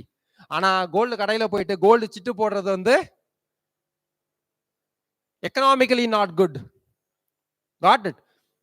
போன ஜெனரேஷன்ல வந்து ஏன் வந்து அன்ரெகுலைஸ்டு என்டிட்டி வந்து இவ்வளவு ஃபேமஸ் ஆச்சுன்னா, அன்னைக்கு அந்த அளவுக்கு படிப்பறிவு கிடையாது, அன்னைக்கு அந்த அளவுக்கு அவேர்னஸ் கிடையாது, அன்னைக்கு அந்த அளவுக்கு வந்து ஆப்ஷன்ஸ் கிடையாது, அன்னைக்கு அத்தனை வழி கிடையாது. For example, I was born and brought up in area called Porur. 1990s எனக்கு விவரம் தெரிஞ்சு நான் பேங்க்குக்கு போகும்போது எங்க ஏரியா ஃபுல்லா பாத்தீங்கன்னா ஒரே ஒரு பேங்க் தான் இருக்கும், இந்தியன் பேங்க் மட்டும் தான் இருந்தது. 1988 1990s பாத்தீங்கன்னா ஒரே ஒரு பேங்க் தான் இருந்தது, that is called Indian bank. இன்னைக்கு போரூர்ல 25 பேங்க் இருக்கு இன்னைக்கு. Why was unorganized flourishing 30 years ago? Because of lack of organized capital. But today even private banks are willing to lend for SMEs, even small business owners. இன்னைக்கு private banks வந்து they are willing to lend. So இன்னைக்கு இந்த options எல்லாம் வந்ததுக்கு அப்புறம், இத்தனை வழி வந்ததுக்கு அப்புறம் நம்ம இன்னும் பழைய மென்டாலிட்டிலேயே இருக்கிறோம் ஆக்சுவலி. அன்னைக்கு வேற வழி இல்லை, அதனால அதெல்லாம் பண்ணிட்டு இருந்தோம். பட் இன்னைக்கு வந்து நிறைய வழி வந்துருச்சு, இன்னைக்கு இதெல்லாம் யூஸ் பண்ணிக்கணும் actually. So gold ETF benefits வந்து என்னன்னா minimum expenses, fine. But the best option வந்து சாவரன் கோல்டு பாண்ட்னு சொல்லலாம் actually. So what is sovereign gold bond? Government gives us to buy sovereign gold bond in primary issue once in a while actually. ஒரு வருஷத்துக்கு 3-4 options கொடுத்துக்கிட்டு இருக்காங்க. So when you buy it online you get 50 rupee discount actually. gold discountல வாங்கணுமா, there is an option. When you buy it in an initial process you get 15 rupees discount when you buy it online. அதை விட டிஸ்கவுண்ட்ல வாங்கணுமா, ஒரு demat account open பண்ணதுக்கு அப்புறம் secondary மார்க்கெட்ல SGB is being traded. Okay, there is 5 to 10% discount available few months back in a secondary market. Okay, so if you want you can go to the secondary market and put a bid. எப்பவுமே இருக்கிற விலையோட ஒரு 200 ரூபாய் 300 ரூபாய் கீழே போட்டிருந்தீங்கன்னா okay, you are able to get SGB at a discount. அந்த discount இப்போ நிறைய பேருக்கு தெரிய வரவே அந்த டிஸ்கவுண்ட் இப்போ நேரோ ஆகிட்டே வருது. இன்னைக்கு வந்து ஒரு 50 ரூபாய் 100 ரூபாய் டிஸ்கவுண்ட்ல வந்து இன்னைக்குமே செகண்டரி மார்க்கெட்ல கரைச்சிட்டே இருக்கு. But liquidity is an option. 1 gram 2 gram வாங்குறதுக்கு பிரச்சனை கிடையாது. நாளைக்கு ஒரே டைம்ல 4 கிலோ ஆர்டர் எல்லாம் போட்டீங்கன்னா அவ்வளோ லிக்விடிட்டி செகண்டரி மார்க்கெட்ல கிடையாது. நீங்க பெரிய அமௌண்ட்ல வாங்கணும்னா SGB primary issuance is the only way. But 1 gram 2 கிராமாவை நம்ம வாங்கணும்னு நீங்க நினைச்சீங்கன்னா secondary issue is always an option.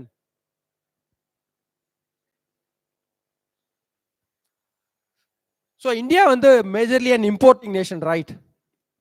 So what are the 3 big ticket or 4 big ticket import bills இந்தியாக்கு? இந்தியா என்னெல்லாம் இம்போர்ட் பண்ணுது?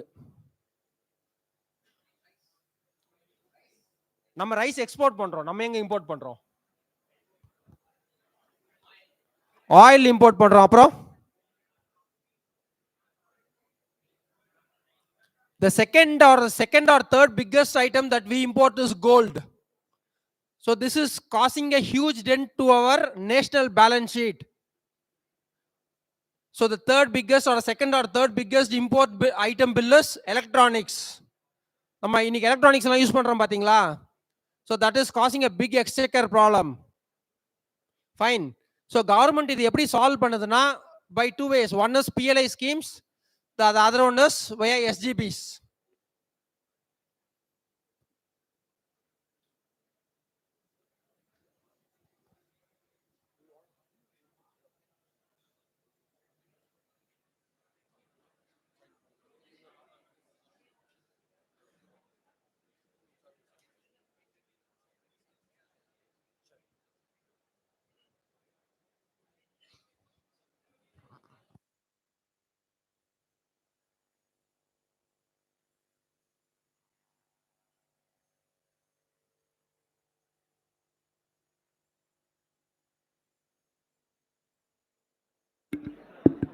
I request everyone to be silent.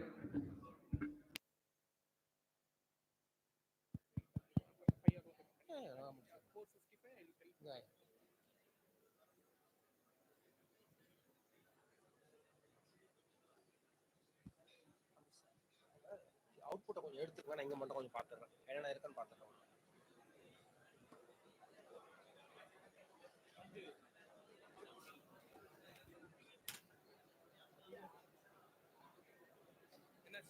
அந்த output எடுங்க, இன்னும் எத்தனை ஸ்லைட் இருக்குன்னு பார்த்துறேன்.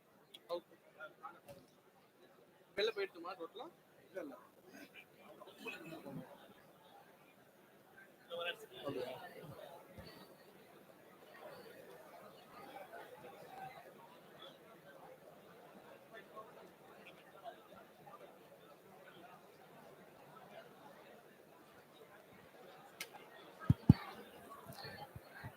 Can we resume?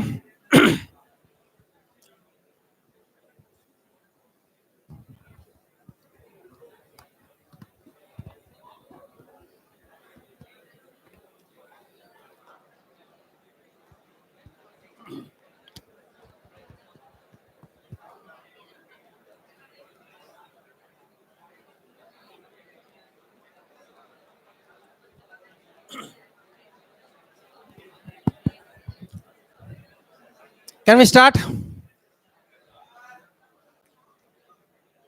இன்னொரு half an hour இருக்கும் ஆக்சுவலி, இன்னொரு half an hourல முடிச்சிருவேன். Fine.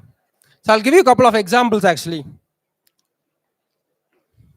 ஸோ நான் வந்து எப்போ ஈக்விட்டி இன்வெஸ்டிங் ஸ்டார்ட் பண்ணேன், நான் ஃபஸ்ட்டு வேலைக்கு போனது இந்த மவுண்ட் ரோடில் தான், மாஃபா மேனேஜ்மெண்ட் கன்சல்டன்ட்ஸ். ஸோ அங்கே வேலைக்கு போகும்போது என்னோட ஃப்ரெண்டு வந்து ஒரு செக்யூரிட்டிஸ் கம்பெனியில் ஜாயின் பண்ணியிருந்தான். So he join in company called Kotak securities. So he wanted his targets to be achieved. So daily எங்கள் ஆஃபீஸ்க்கு வந்துடுவான், ஃபார்ம்ஸ் எல்லாம் எடுத்துகிட்டு வந்து, மச்சி ஒரே ஒரு அக்கௌண்ட் மட்டும் ஓப்பன் பண்ணிடு மச்சி ப்ளீஸ் மச்சி, எனக்காக நீ இது கூட பண்ண மாட்டியா, நம்ம வந்து 4 வருஷம் ஒன்றா படித்தோம், எவ்வளோ தூரம் சுற்றி இருக்கோம், டே அப்படின்னா எனக்கு என்னன்னே தெரியாதுடா, அதெல்லாம் நீ கவலையே படாது, எல்லாமே நான் பார்த்துக்கிறேன் அப்படின்னு சொல்லிட்டு he ask me to open a demat account. So அவனோட தொல்லை தாங்க முடியாமல் I open an account, demat account இந்த இயர் 2004. அப்போ எல்லாமே வந்து பேப்பர் ஃபார்மேட், ஆன்லைனே கிடையாது, everything was in paper format actually. கிட்டத்தட்ட ஒரு 60-65 பேஜில் வந்து சைன் பண்ணி கொடுத்துட்டோம். 65 பேஜை படிக்கவே இல்லை. எப்பவுமே வந்து ஏதாவது பேப்பரில் கையெழுத்து போட்டிங்கன்னா make sure that you read all those papers and then sign it. ஏன்னா வந்து அதில் இருக்கிற கண்டிஷன்லாம் பார்த்தீங்கன்னா நம்ம சொத்து கிடையாது, நம்ம பூர்வீகம் எல்லாத்தையுமே எடுத்துகிட்டு போகிற மாதிரி தான் அந்த கண்டிஷன்ஸ் எல்லாமே இருக்கும். நீங்கள் எல்லாத்துக்கும் ஓகே சொல்கிற மாதிரி தான் கையெழுத்தே போடுவீங்க. So make sure that you always read before you sign. ஓகேங்களா? கையெழுத்து போட்டு கொடுத்தாச்சு. கொடுத்ததுக்கப்புறம் என்ன சொன்னான்னா, ஷேர் மார்க்கெட் செம்ம சூப்பராக இருக்குது, நீ என்ன வேலைலாம் செஞ்சுக்கிட்டு நீ வந்து காசு போடு, மற்றதெல்லாம் நான் பார்த்துக்கிறேன். ஓகே, அப்போ வந்து எனக்கு நடக்கிறது வந்து ஒரு புல் மார்க்கெட்டு, பயங்கர ரேஜிங் புல் மார்க்கெட், அதெல்லாம் எனக்கு எதுவும் தெரியவே தெரியாது. ஸோ 2004 வந்து நான் எதுவும் பெருசாக வாங்கவே இல்லை. 2005 வந்து அப்படியே பாஸ் பண்ணிட்டேன், அப்படி இப்படி சொல்லி ஒப்பேத்தியாச்சு. 2006 நான் எதுவும் பெருசாக வாங்கவே இல்லை. ஓகேங்களா? வாங்கியிருந்தேன்னா ஏதாவது ஒரே ஒரு ஷேர் 2 ஷேர் அது மாதிரி தான் வாங்கி வச்சுட்டே இருந்தேன். பட் அப்போ வந்து எல்லா ஐபிஓலையுமே காசு போட்டுக்கிட்டே இருந்தோம். அப்போ நீங்கள் எந்த ஐபிஓவில் காசு போட்டாலுமே வந்து ஸ்ட்ரெயிட்டாகவே 30 to 40% கெயின்ஸ், லிஸ்டிங் கெயின்ஸ்னு சொல்லுவாங்க. நீங்கள் ஐபிஓ அப்ளை பண்ணுறீங்க, உங்கள் ஐபிஓவில் வந்துடுச்சுன்னா லக்கு. அப்போ வந்து அந்த ஷேரை வச்சிருக்கணும், இல்லை லாங் டேர்முக்கு ஹோல்ட் பண்ண எதுவுமே கிடையாது. அந்த ஷேரை வித்துட்டு காசாக்கிக்கணும். இதுதான் பண்ணிகிட்டே இருந்தேன் 2007 வரைக்கும். இவன் தொல்லை தாங்க முடியாமல் நான் என்ன பண்ணேன்னா, கரெக்டாக 2007 ஓகேங்களா, கொஞ்சம் காசு சேர்த்து வச்சிருந்தேன். அப்போ நான் இன்ஃபோசிஸ் ஜாயின் பண்ணுறேன். இன்ஃபோசிஸில் I join for higher pay actually. இங்கே வந்து ஒரு 15,000-20,000 வாங்கிட்டு இருந்தேன்னு நினைக்கிறேன். இன்ஃபோசிஸ் வந்து 4 lakhs per annum. அப்போ பயங்கர பெரிய சேலரி, என்ன பண்ணுறதுன்னு தெரில. ஸோ ஃபஸ்ட்டு மாதம் சம்பளம் வந்தோடனே சேர்த்து வச்ச காசு ஒரு 65,000 அந்த டிமேட் அக்கௌண்ட்டில் போட்டேன். 65,000 அந்த டிமேட் அக்கௌண்ட்டில் போட்டேன். என் ஃப்ரெண்டு, அவர் தான் இருக்கிறதுலே பெரிய ஆள், எங்களுக்கெல்லாம் தெரிஞ்ச ஒரே ஸ்டாக் மார்க்கெட் குரு அவர் மட்டும்தான். அப்போது அவன் என்ன பண்ணானா, நீ எதுவுமே பண்ணாத வச்சு நான் பார்த்துக்கிறேன்னு சொல்லிட்டு அவன் வாங்கின ஷேர் எல்லாமே பார்த்தீங்கன்னா, யூனிடெக்ன்ற ஒரு ஷேர் 220 ரூபாய்க்கு வாங்கினான். அவன் வாங்கினது மட்டும்தான் 220 ரூபாய், அதை நான் விற்கும் போது 2 ரூபாய். சரிங்களா? அது மட்டும் கிடையாது, அதுதான் சொல்றேன்ல, 65,000 ரூபாய் போட்டிருந்தேன் பார்த்தீங்களா, 65,000 போட்டாச்சு. அந்த காசு வந்து நான் லிக்விடேட் பண்ணும்போது 2014 நான் லிக்விடேட் பண்றேன். எனக்கு அந்த டிமேட் அக்கௌண்ட்டே வேணாம்டா, சனிய ஒளியட்டும்டான்னு சொல்லிட்டு நான் வெளிய வரேன். வெளிய வரும்போது அந்த டிமேட் அக்கௌண்ட்ல இருந்த காசு வந்து ரூ. 3000.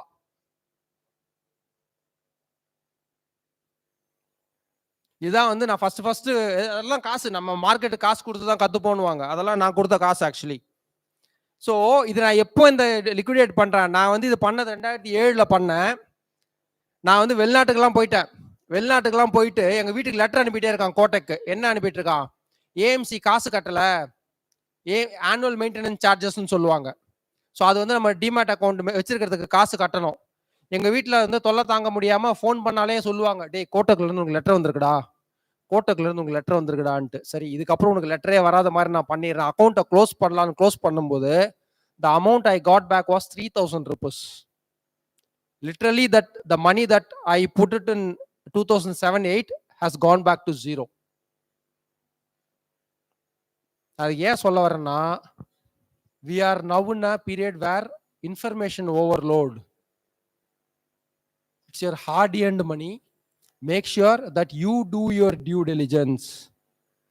ஒரு அசெட் வாங்குறீங்கன்னா இந்த அசெட் இன்னைக்கு கரெக்டா நம்மளுக்கு செட் ஆகுமா, நம்ம ரிஸ்க்கு செட் ஆகுமா, ஓகே அதெல்லாம் பார்த்துட்டு அந்த அசெட்டை வாங்குங்க. நீங்க வந்து குருட்டாம் போக்கெல்லாம் வந்து அவன் சொன்னா இவன் சொன்னான் நீங்க வாங்கிட்டீங்கன்னா நாளைக்கு it's your money that you are going to loose.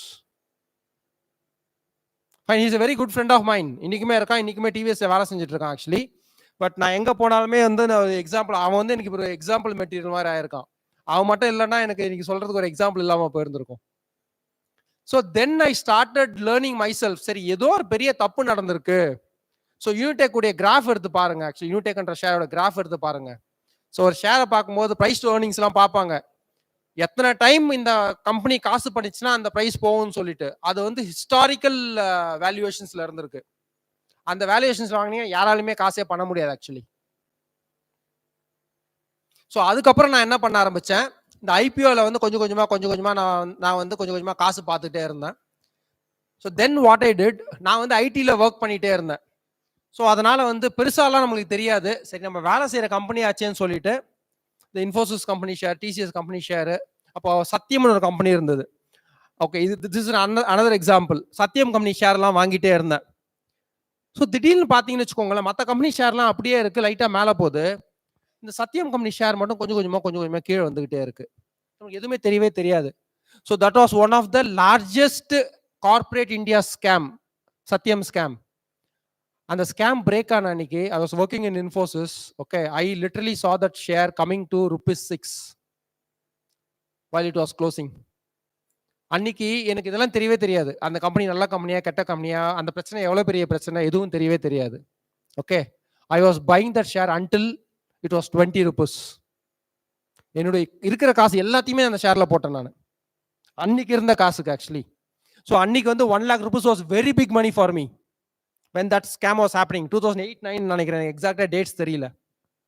Okay but I was sure on one part, எங்கேயுமே பிசினஸ்ல எங்கேயுமே பிரச்சனை கிடையாது ஆக்சுவலி. வேற எங்கேயோ ஏதோ தப்பு நடந்திருக்குன்றது மட்டும் தெரியுது. I was checking with my friends in India, friends overseas. The clients were there. There are no scrapping of projects. Okay, nothing happened to anyone, but the image was dent. Corporate India's biggest scam broke. அதுக்கப்புறம் பேப்பர்ல வருது, ஒரு 10 to 15 daysல வந்து government formed a committee.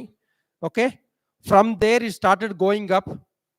At that point in time, okay, நான் வந்து நிறைய காசு அந்த டைம்ல பண்ணேன்னு பார்த்தீங்கன்னு வச்சுக்கோங்களேன். அந்த company was taken over by Mahindra's that day. Mahindra was having a software company. ஓகேங்களா, எம்பிடின்னு இருந்தது, மஹேந்திரா பிரிட்டிஷ் டெலிகாம்னு ஒரு கம்பெனி இருந்தது. That company took over Satyam. Then they both merge, then they become Tech Mahindra. இப்போ சத்யம் பேரே கிடையவே கிடையாது, சத்யம் பேர் கம்ப்ளீட்டா போயிடுச்சு ஆக்சுவலி. உங்களுக்கு டைம் இருந்ததுன்னா என்ன நடந்தது அந்த ஸ்கேம்ல, என்ன அக்கௌண்டிங் ஃப்ராட் பண்ணியிருக்காங்க அதெல்லாம் படிச்சு தெரிஞ்சுக்கோங்க. That will be one of your greatest lessons. நீங்க எத்தனை புக்கு படிச்சாலும் அது மாதிரி லெசன்ஸ் எல்லாம் வரவே வராது. So I weighted 3, 4, 5 years to get my money back. I made huge amounts of money in that. So these are some of my older lessons. இப்போ தெரியுதுங்களா நான் ஏன் வந்து உங்களை டைரக்ட் ஈக்விட்டிக்கு போக கூடாதுன்னு சொன்னதுக்கு ரீசன்லாம் தெரியுதுங்களா?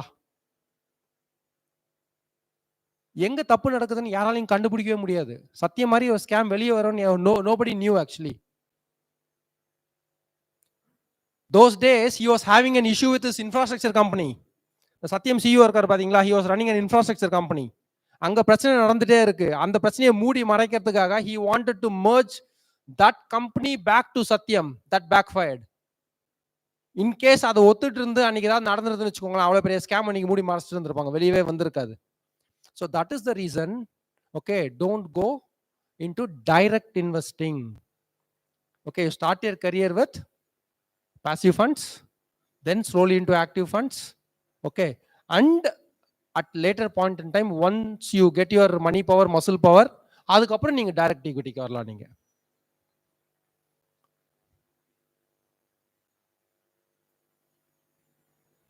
ஸோ சைக்கிள்ஸ் இது மட்டும் நம்ம முடிச்சுட்டு அடுத்த இதுக்கு போயிடலாம் ஆக்சுவலி. ஸோ எல்லாமே பார்த்தீங்கன்னா சைக்கிள்ஸ் இருக்கும். ஸோ நம்ம எங்கே வந்து வாங்குவோம்னு வச்சுக்கோங்களேன், ஆப்டிமிசம் எக்ஸைட்மெண்ட் இங்கே தான் வாங்க மாட்டோம், கரெக்டாக யூஃபோரியாவில் வாங்குவோம். இது கிளாசிக்கல் என்னுடைய எக்ஸாம்பிள். 2007 பார்த்தீங்கன்னு வச்சுக்கோங்களேன், என் ஃப்ரெண்டு கிட்ட என்னோட டிமேட் அக்கௌண்ட் 65,000 போட்டு கொடுத்தோம் பார்த்தீங்களா. That happen exactly here. That never went back to that price. அது 65,000 மறுபடியும் போவே இல்லை. கரெக்டாக நான் எங்கே தெரியுமா வெளியே வந்தேன், நான் 3,000 தொல்லை தாங்க முடியாமல் நான் வெளியே வந்துட்டேன். Then it start again going back. Fine. So whenever you want to buy a piece of business, okay, make sure at what valuation you buy that price or buy that equity or that share. என்ன வேல்யூவேஷனுக்கு நீங்க அந்த பொருளை வாங்குறீங்கன்றது பாருங்க. கரெக்டுங்களா? நீங்க இன்னைக்கு எல்லாருமே ஒரு ஏரியாவில் இருப்பீங்க. ஸோ இன்னைக்கு மயிலாப்பூர்ல வந்து ஒரு வீடு வந்து 1 கோடி ரூபான்னு வச்சுப்போம் ஃபார் எக்ஸாம்பிள். ஓகேங்களா? கொஞ்சம் கொஞ்சமா விலை ஏறுது, 10 கோடி ரூபாய் ஆகுது, வாங்குவீங்களா? திடீர்னு 100 கோடி ரூபாய் ஆகுது, வாங்குவீங்களா? இன்னைக்கு ஸ்டாக் மார்க்கெட் அது மாதிரி தான் இருக்கு. திடீர்னு ஒரு ஷேர் வந்து 10 ரூபாய் இருக்கும், திடீர்னு 100 ரூபாய்க்கு போயிடும். எல்லாம் நல்ல விஷயமா நியூஸ்ல வர ஆரம்பிச்சிடும் ஆக்சுவலி. ஓகேங்களா? அந்த நியூஸ் தான் வந்து உங்களுக்கு வாட்ஸ்அப்ல எல்லாம் ஃபார்வர்ட் பண்ண ஆரம்பிச்சிருவாங்க. நீங்க பாப்பீங்க, நீங்க வாங்கிடுவீங்க, நீங்க போய் மாட்டிப்பீங்க. So make sure that you read, you understand, you put in your hard effort to safeguard your money and then you take it forward. Okay, because at any point in time it is going to be your money, right? You need to take responsibility. நாளைக்கு அவன் சொன்னானே இவன் சொன்னானே போனீங்கன்னா எதுவுமே work out ஆகாது. At the end of the day, it's your money. It's gone is gone, right? நீங்க மத்த இதுல வேணாலும் நீங்க தப்பிச்சுக்கலாம், இதுல வந்து காசு போச்சு, right? So you be diligent. You make sure that you put in that effort before you putting in your hard earned money. நான் வந்து ஃபுல் டைம் இன்வெஸ்டிங்ல ஃபுல் டைம் ஈக்விட்டிக்கு வந்து நான் ஃபாரின்ல ஒரு 8-9 வருஷம் வேலை செஞ்சேன். நான் கம்ப்ளீட்டா இந்தியாவுக்கு வந்துட்டேன். நான் இந்தியா வந்ததுக்கப்புறம் நான் ஃபர்ஸ்ட் வந்துட்டு ரெகுலரா இன்வெஸ்ட்மெண்ட் பார்க்க ஆரம்பிக்கிறேன். நான் டெய்லி சிஎன்பிசி பார்க்கறது, ஆக்சுவலி சிஎன்பிசி பார்க்கறது, என்ன சொல்றாங்களோ ஓகே டிவிலேயே சொல்றாங்களே நம்ம இது கேட்டுப்போம் சொல்றது, அது மாதிரி நான் ஆக்ட் பண்ண ஆரம்பிச்சேன். நான் அதுக்கப்புறம் கத்துக்கிட்ட லெசன் என்னன்னா, whenever a company's promoter is coming in TV every now and then, you better be safe. நான் 2018ல வந்து நான் வந்து மார்க்கெட்டுக்குள்ள வரேன். செப்டம்பர் 1ஆம் தேதியிலேருந்து டெய்லி வந்து நான் மார்க்கெட்டுக்குள்ள வந்துட்டே இருக்கேன். 24/7 டிவி பார்க்குறேன், என்ன நடக்குது அதுக்கு உண்டான நிறைய விஷயங்களை நான் பண்ணிக்கிட்டே இருக்கிறேன். டெய்லி டிவியில் பார்த்தீங்கன்னு வச்சுக்கோங்களேன், ஒரு 2-3 ப்ரொமோட்டர் வந்துட்டே இருப்பாங்க. இன்னைக்கு தப்பு கிடையாது அந்த ப்ரொமோட்டர் பேர்லாம் நம்ம சொல்றதுக்கு, because many people have lost their even pants in those stocks. First stock was Indiabulls Housing Finance.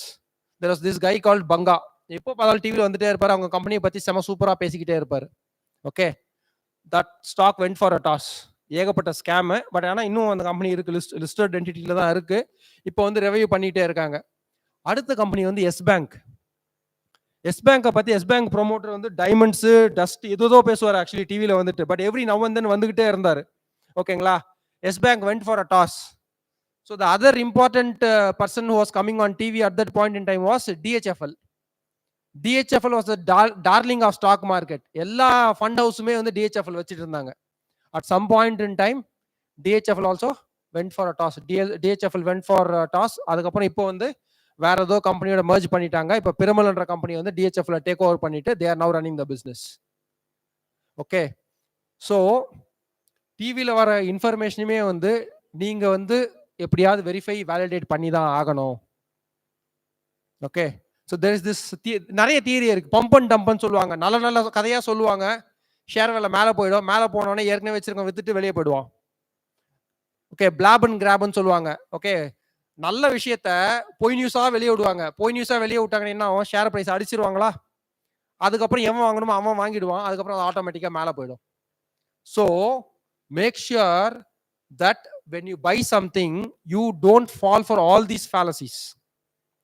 நீங்க ஒரு ஷேர் வாங்கும்போது எப்பவுமே ஒரு crowd இருக்கா, எல்லாரும் ஒரே விஷயத்தை பத்தி பேசிக்கிட்டே இருக்காங்களா, அப்பனா அங்க விஷயம் முடிஞ்சிச்சுன்னு அர்த்தம். அங்க விஷயம் இதுக்கு மேல எதுவும் கிடையாதுன்னு அர்த்தம். ஆக்சுவலி கூட்டம் எல்லாருமே வந்துட்டாங்கன்னா அங்க வந்து விஷயம் கிடையாதுன்னு அர்த்தம். ஆக்சுவலி நம்ம ஊர்லாம் பார்த்துருக்கீங்களா, ஏர்போர்ட் வருதுன்னு ஒரு ஏரியாவை சொல்லிட்டே இருப்பாங்க. எல்லாரும் அங்க போய் இடம் வாங்குவாங்க. ஏன் வாங்குவாங்க? விலை ஏறும்னு சொல்லிட்டு. விலை ஏறும்னு தெரியுது, உங்களுக்கும் எங்களுக்கும் தெரியுதுன்னா விக்ரமண்ண முட்டாளா? என்னைக்காவது யோசிச்சிங்களா? அங்க ஏர்போர்ட் வரப்போது நம்ம டெய்லியுமா வந்து ஏர்போர்ட்ல ஏறி நம்ம வந்து ஆஃபீஸுக்கு போறோம். அங்க ஏர்போர்ட் வந்தா என்ன, வராட்டி என்ன? ஸோ நம்மளோட திங்கிங் ப்ராசஸ் எப்பவுமே வந்து யாரோ ஒருத்தர் சொல்லி like first order thinking, second order thinking இருக்கு பாத்தீங்களா? நம்ம வந்து எப்பவுமே ஃபர்ஸ்ட் ஆர்டர் திங்கிங் மட்டும் தான் பேசுறோம். இங்க ஏர்போர்ட் வரப்போது, இங்க இடம் வாங்கினா ஏறப்போகுது.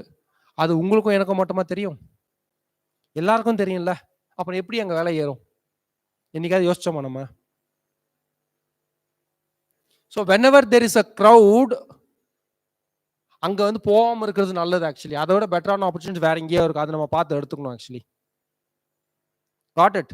இது வரைக்கும் ஏர்போர்ட் வரப்போகுதுன்னு சொல்லிட்டு 3-4 இடத்த சொல்லிட்டு இடத்த வித்து முடிச்சுட்டாங்க. இப்ப புதுசா எங்க வருது ஏர்போர்ட்? பரந்தூர்ல வருதுன்னு சொல்லிட்டு நீங்க பரந்தூர்ல இடம்லாம் வித்துட்டு இருக்காங்க. தெரியுமா தெரியாதா? ஸோ ஏற்கனவே வாங்கினவெல்லாம் என்ன ஆனா காலி. Right. So don't be in the crowd.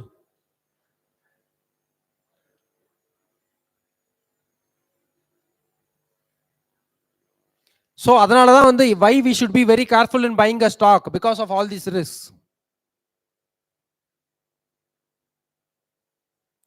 Fine. So ஒரு ஸ்டாக்கை அனலைஸ் பண்றதுக்கு வந்து நிறைய வழி இருக்குங்க. ஓகேங்களா? So they R classified between, சில பேர் வந்து ஃபண்டமெண்டல் அனாலிசிஸ்ன்னு சொல்றாங்க, சில பேர் வந்து டெக்னிக்கல் அனாலிசிஸ்ன்னு சொல்றாங்க. Okay, so we don't want to get into all those details. But சில மேஜரான சில வெரி ஸ்மால் பார்ட் மட்டும் நான் சொல்றேன் ஆக்சுவலி உங்களுக்கு. Okay, how to pick a stock, what are the parameters that you should start looking at. First வந்து you need to assess yourself. What do you want? Whether you want growth of that stock, இல்லை எனக்கு growth எல்லாம் வேண்டாங்க, எனக்கு dividend மட்டும் வந்தால் போதும். உங்களுக்கு டிவிடெண்ட் மட்டும் வேணுமா? இல்லை எனக்கு கொஞ்சம் growthம் இருக்கணும், கொஞ்சம் டிவிடெண்ட்டும் இருக்கணும், உங்களுக்கு அது மட்டும் வேணுமா? ஓகேங்களா? இல்லை சார் எனக்கு என் காசு போகாமல் இருந்தால் அது போதும். ஓகேங்களா? என்ன இருக்குன்றதை பார்க்கணும். ஸோ அந்த இண்டஸ்ட்ரி இப்போ என்ன மாதிரி ஒரு சைக்கிளில் இருக்குன்னு பார்க்கணும் ஆக்சுவலி. ஸோ 2017, 18, 19 பார்த்தீங்கன்னு வச்சுக்கோங்களேன், முக்காவாசி பேங்க் ஸ்டாக்ல வந்து ஏகப்பட்ட என்பிஏ. ஓகேங்களா? Bank stocks are beaten out left, right and centre. So வாங்கறதுக்கு வந்து அதுதான் நம்ம ரைட்டான டைம். பட் ஆனால் அன்னைக்கு நம்ம என்ன பார்த்துட்டு இருந்தோம், ஐயோ இன்னைக்கு இந்த பேங்கை மூடிட்டாங்க, இன்னைக்கு இந்த பேங்கை மூட்டாங்க. ஸோ பேங்க் ஸ்டாக் வாங்கவே பயமா இருந்தது ஆக்சுவலி. யாரெல்லாம் வந்து அந்த டைம்ல வாங்கினாங்களோ they are being rewarded now. Got it. So எப்பவுமே ஒரு பொருளை வேல்யூ பண்ணும்போது you need to compare it relatively with its peers இந்த சேம் இண்டஸ்ட்ரி. ஃபார் எக்ஸாம்பிள், நீங்கள் நான் ஒரு ஐடி கம்பெனி வாங்குறேன்னா என்ன வேல்யூவேஷனுக்கு நான் அந்த கம்பெனியை வாங்குறேன், இதனுடைய பியர் கம்பெனி என்ன ரேட்டுக்கு விற்குது. இன்னைக்கு மயிலாப்பூர்ல ஒரு கிரவுண்ட் இவ்வளோ விலை போகுதுன்னா பக்கத்து தெருவில் வந்து இதே ரேட் தானே போகணும். இதை விட வந்து ஒரு 20 மடங்கு 30 மடங்கு ஜாஸ்தியா இருந்ததுன்னா, so how is that going to give a fair comparison? Got it. So first ஒரு இண்டஸ்ட்ரி எடுத்துக்கோங்க. இண்டஸ்ட்ரி சன்ரைஸ் இண்டஸ்ட்ரியா இருக்கான்னு பாருங்க. அடுத்த 10-20 வருஷத்துக்கு வந்து இந்த கம்பெனி இருக்க போதான்றது பாருங்க. ஏன்னா ஒரு செத்து போற இண்டஸ்ட்ரியில நீங்க ஏன் கம்பெனி வாங்க போறீங்க? இதுக்கப்புறம் இந்த கம்பெனியே இருக்காது, அப்புறம் ஏன் அந்த கம்பெனியை வாங்க போறீங்க? ரைட். சரி, இந்த இண்டஸ்ட்ரி க்ரோ தான் ஆக போகுது. பட் என்ன பிரைஸுக்கு அந்த பொருளை வாங்க போறோம்? ஒரு பொருள் 100 ரூபான்றது தெரியுது. என்னதான் கதை சொல்லி வித்தாலும் 100 ரூபாய் பொருளை 200 ரூபாய்க்கு விற்கலாம். 200 ரூபாய் பொருளை 1000 ரூபாய் சொன்னா வாங்க முடியுமா? At what price point, at what valuation we are buying that price, buying that product. So that is one of the parameter. So stock market parlance la pathina PE ratio nu solluvaanga, price to earnings ratio. ஒரு வருஷத்துக்கு அந்த கம்பெனியோட earnings என்ன, எத்தனை வாட்டி கொடுத்தா இந்த stock பிரைஸ்க்கு ஈக்குவலண்டா வருது. ஓகேங்களா? ஸோ ஒரு 15 டைம்ஸ் 20 டைம்ஸ்னா ஒரு ஃபேர் வேல்யூன்னு சொல்லிட்டு இருக்காங்க இன்னைக்கு மார்க்கெட்ல. ஓகே, பட் இன்னைக்குமே வந்து 80 டைம்ஸ் 90 டைம்ஸ் போற ஸ்டாக் எல்லாமே இருக்கு. Got it. எத்தனை பேர் டிமார்ட் தெரியும்? டிமார்ட் எத்தனை பேர் டிமார்ட் போயிருக்கீங்க? So at some point in time, DMart was trading at 90 times price to earnings. DMart பண்ற காசை வந்து 90 வருஷம் வெயிட் பண்ணாதான் அந்த ஸ்டாக்கோட விலையே வருது. ஆக்சுவலி அவ்வளோ காஸ்ட்லியா இருந்தது. Got it? So make sure that you look at the valuation. எல்லா இண்டஸ்ட்ரிக்கும் வந்து ஒரே மெட்ரிக் வச்சிருக்க மாட்டாங்க. ஒரு இண்டஸ்ட்ரிக்கும் வந்து ஒரு மெட்ரிக் வச்சிருந்திருப்பாங்க. ஃபார் எக்ஸாம்பிள் பேங்க்ஸ் இருக்குன்னு வச்சுக்கோங்க. Banks are valued based on book value. Book வேல்யூன்னா இன்னைக்கு எல்லாத்தையுமே வித்து இன்னைக்கு வந்து நம்ம வந்து வெளியே வித்துட்டு போனோம்னா என்ன வருதோ அதுதான் புக் வேல்யூ. அப்படி எடுத்துக்கலாமா? So banks R valued based on their book value. Banks எதை வச்சு வேல்யூ பண்ணலாம்? அவங்களுடைய என்பிஏ வச்சு வேல்யூ பண்ணலாமா? நான் பெர்ஃபார்மிங் அசெட்ஸ். இந்த பேங்க்ல வந்து நான் பெர்ஃபார்மிங் அசெட்ஸ் ரொம்ப கம்மியா இருக்கு, இந்த பேங்க்ல வந்து நான் பெர்ஃபார்மிங் அசெட்ஸ் ரொம்ப ஜாஸ்தியா இருக்கு. ஸோ அப்போ எந்த பேங்கை சூஸ் பண்ணுவீங்க? கம்மியான என்பிஏ பேங்கை சூஸ் பண்ணுவீங்களா? ஸோ பேங்க்ஸ் மோஸ்ட்லி என்ன பாராமீட்டர் யூஸ் பண்றாங்க? பிரைஸ் டு புக் யூஸ் பண்றாங்க. சாஃப்ட்வேர் கம்பெனிஸ்லாம் இருக்கு. சாஃப்ட்வேர் கம்பெனியை எதை வச்சு வேல்யூ பண்ணலாம்? நம்ம பிரைஸ் டு அர்னிங்ஸை வச்சு ஸோ வேல்யூ பண்ணலாம். So these are some of the metrics.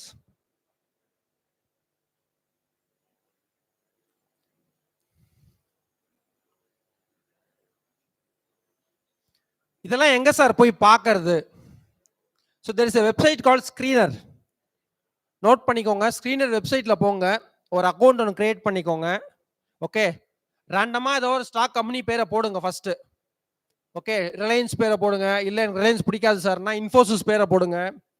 Infosys பேரை போட்டிங்கன்னா there will be a lot of metrics given there.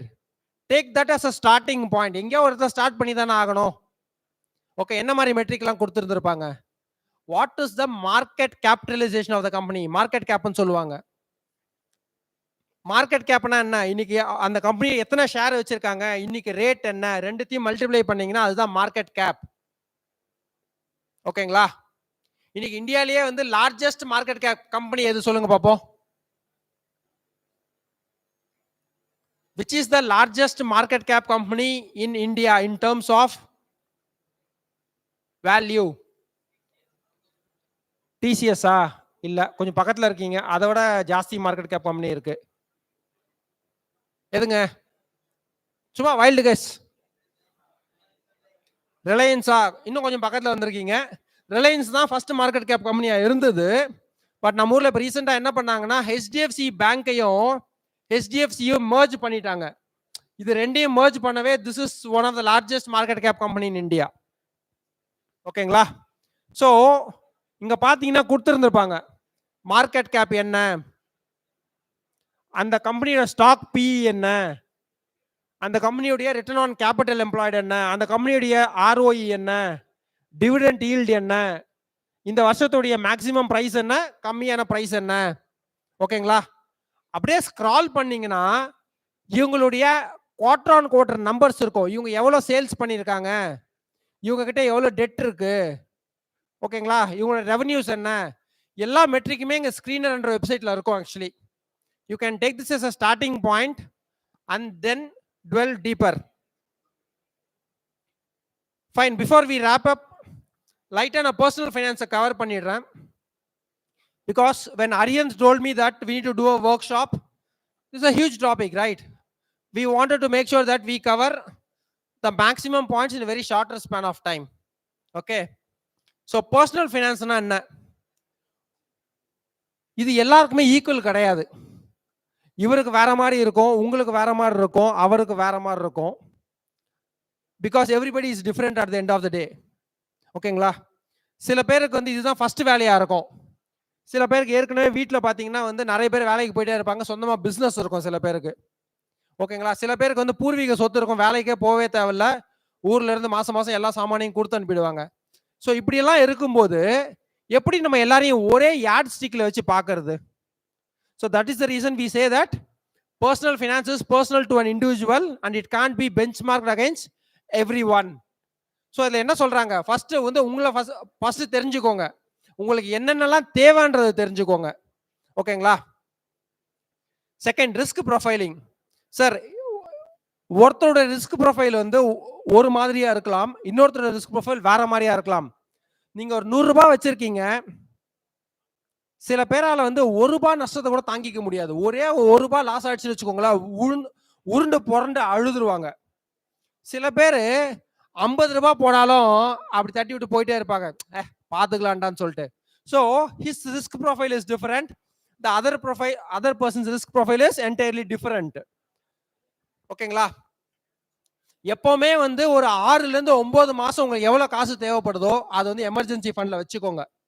Before you start investing, make sure that your emergency fund is full.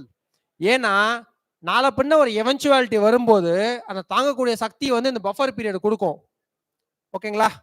Make sure that you always have 6 to 9 months of your normal expenses in a separate emergency fund. ஓகேங்களா? அதுக்கப்புறம் வந்து term insurance எடுத்துக்கோங்க. Term இன்சூரன்ஸை பற்றி Vijayanand sir நிறைய பேசுவார். ஓகேங்களா? It's a pure term insurance without any riders. சரிங்களா? இன்னைக்கு நிறைய ப்ராடக்ட்ஸ் வந்துருச்சு மார்க்கெட்டில். Don't fall for all those things. First study what a pure term insurances. Take it only after you go to a job. Okay, take it only after you have dependence. ஓகேங்களா? சும்மா வந்து அவங்க சொன்னாங்க இவங்க சொன்னாங்கன்றதுக்காகலாம் வந்து insurance வாங்கிடாதீங்க. After term insurance, the first important thing is health insurance. Okay, don't take health insurance very easily. இன்னைக்கு இன்ஃப்ளேஷன்ல வந்து இருக்கிறதுலே பெரிய விஷயம் என்னன்னா, எல்லாத்தோட பொருள் எதுல தெரியுமா ஜாஸ்தியா வந்து ஜாஸ்தி ஆயிட்டே போகுது, பொருளோட விலை ஜாஸ்தி ஆயிட்டே போகுது, ஹெல்த் கேர்ல தான். ரீசெண்டா வந்து எங்க அப்பாவுக்கு வந்து உடம்பு முடியாம தவறிட்டாரு. ஓகேங்களா? நாங்களாம் என்ன நினைச்சிட்டு இருந்தோம்னா ஒரு 2-3 லட்சம் ரூபாய் இருந்தா போதும் நினைச்சிட்டே இருந்தோம். மியாட் ஹாஸ்பிட்டல் வந்து 21 லட்சம் ரூபாய் பில் கொடுத்துருந்தாங்க after 25 days, after around 21 days. Even at this point in time, ஓகேங்களா, அதை வந்து எங்களால் ஜீர்ணிக்கவே முடியல. 2 இன்சூரன்ஸ் இருந்ததுக்கு அப்புறம் அவ்வளோ பில் வந்திருக்கு. எனக்கு வந்து ஒரு 5 lakh கவர் இருந்தது, என் தம்பிக்கு ஒரு 7 lakh கவர் இருந்தது.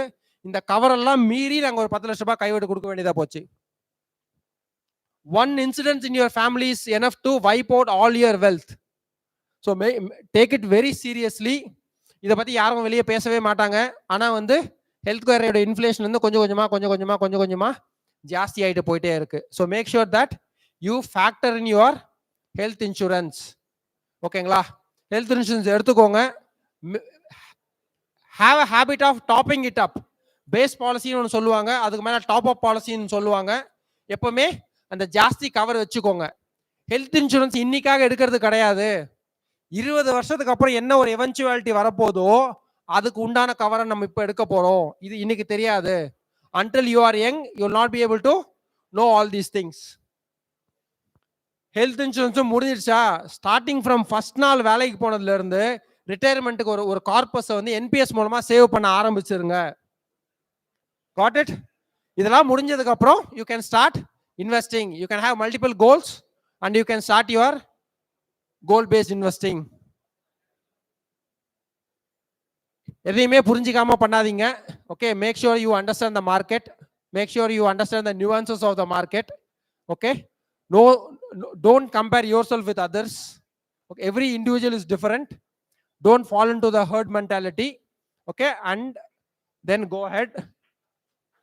And as part of TIAA, okay, we are conducting a SEBI investment awareness session on the 8th of October, Sunday. ஓகேங்களா? CPR Convention Center at Alwarpet. So if you want to really learn, meet people, so this is open to all. So as part of TIAA, we welcome you to this event. Thank you.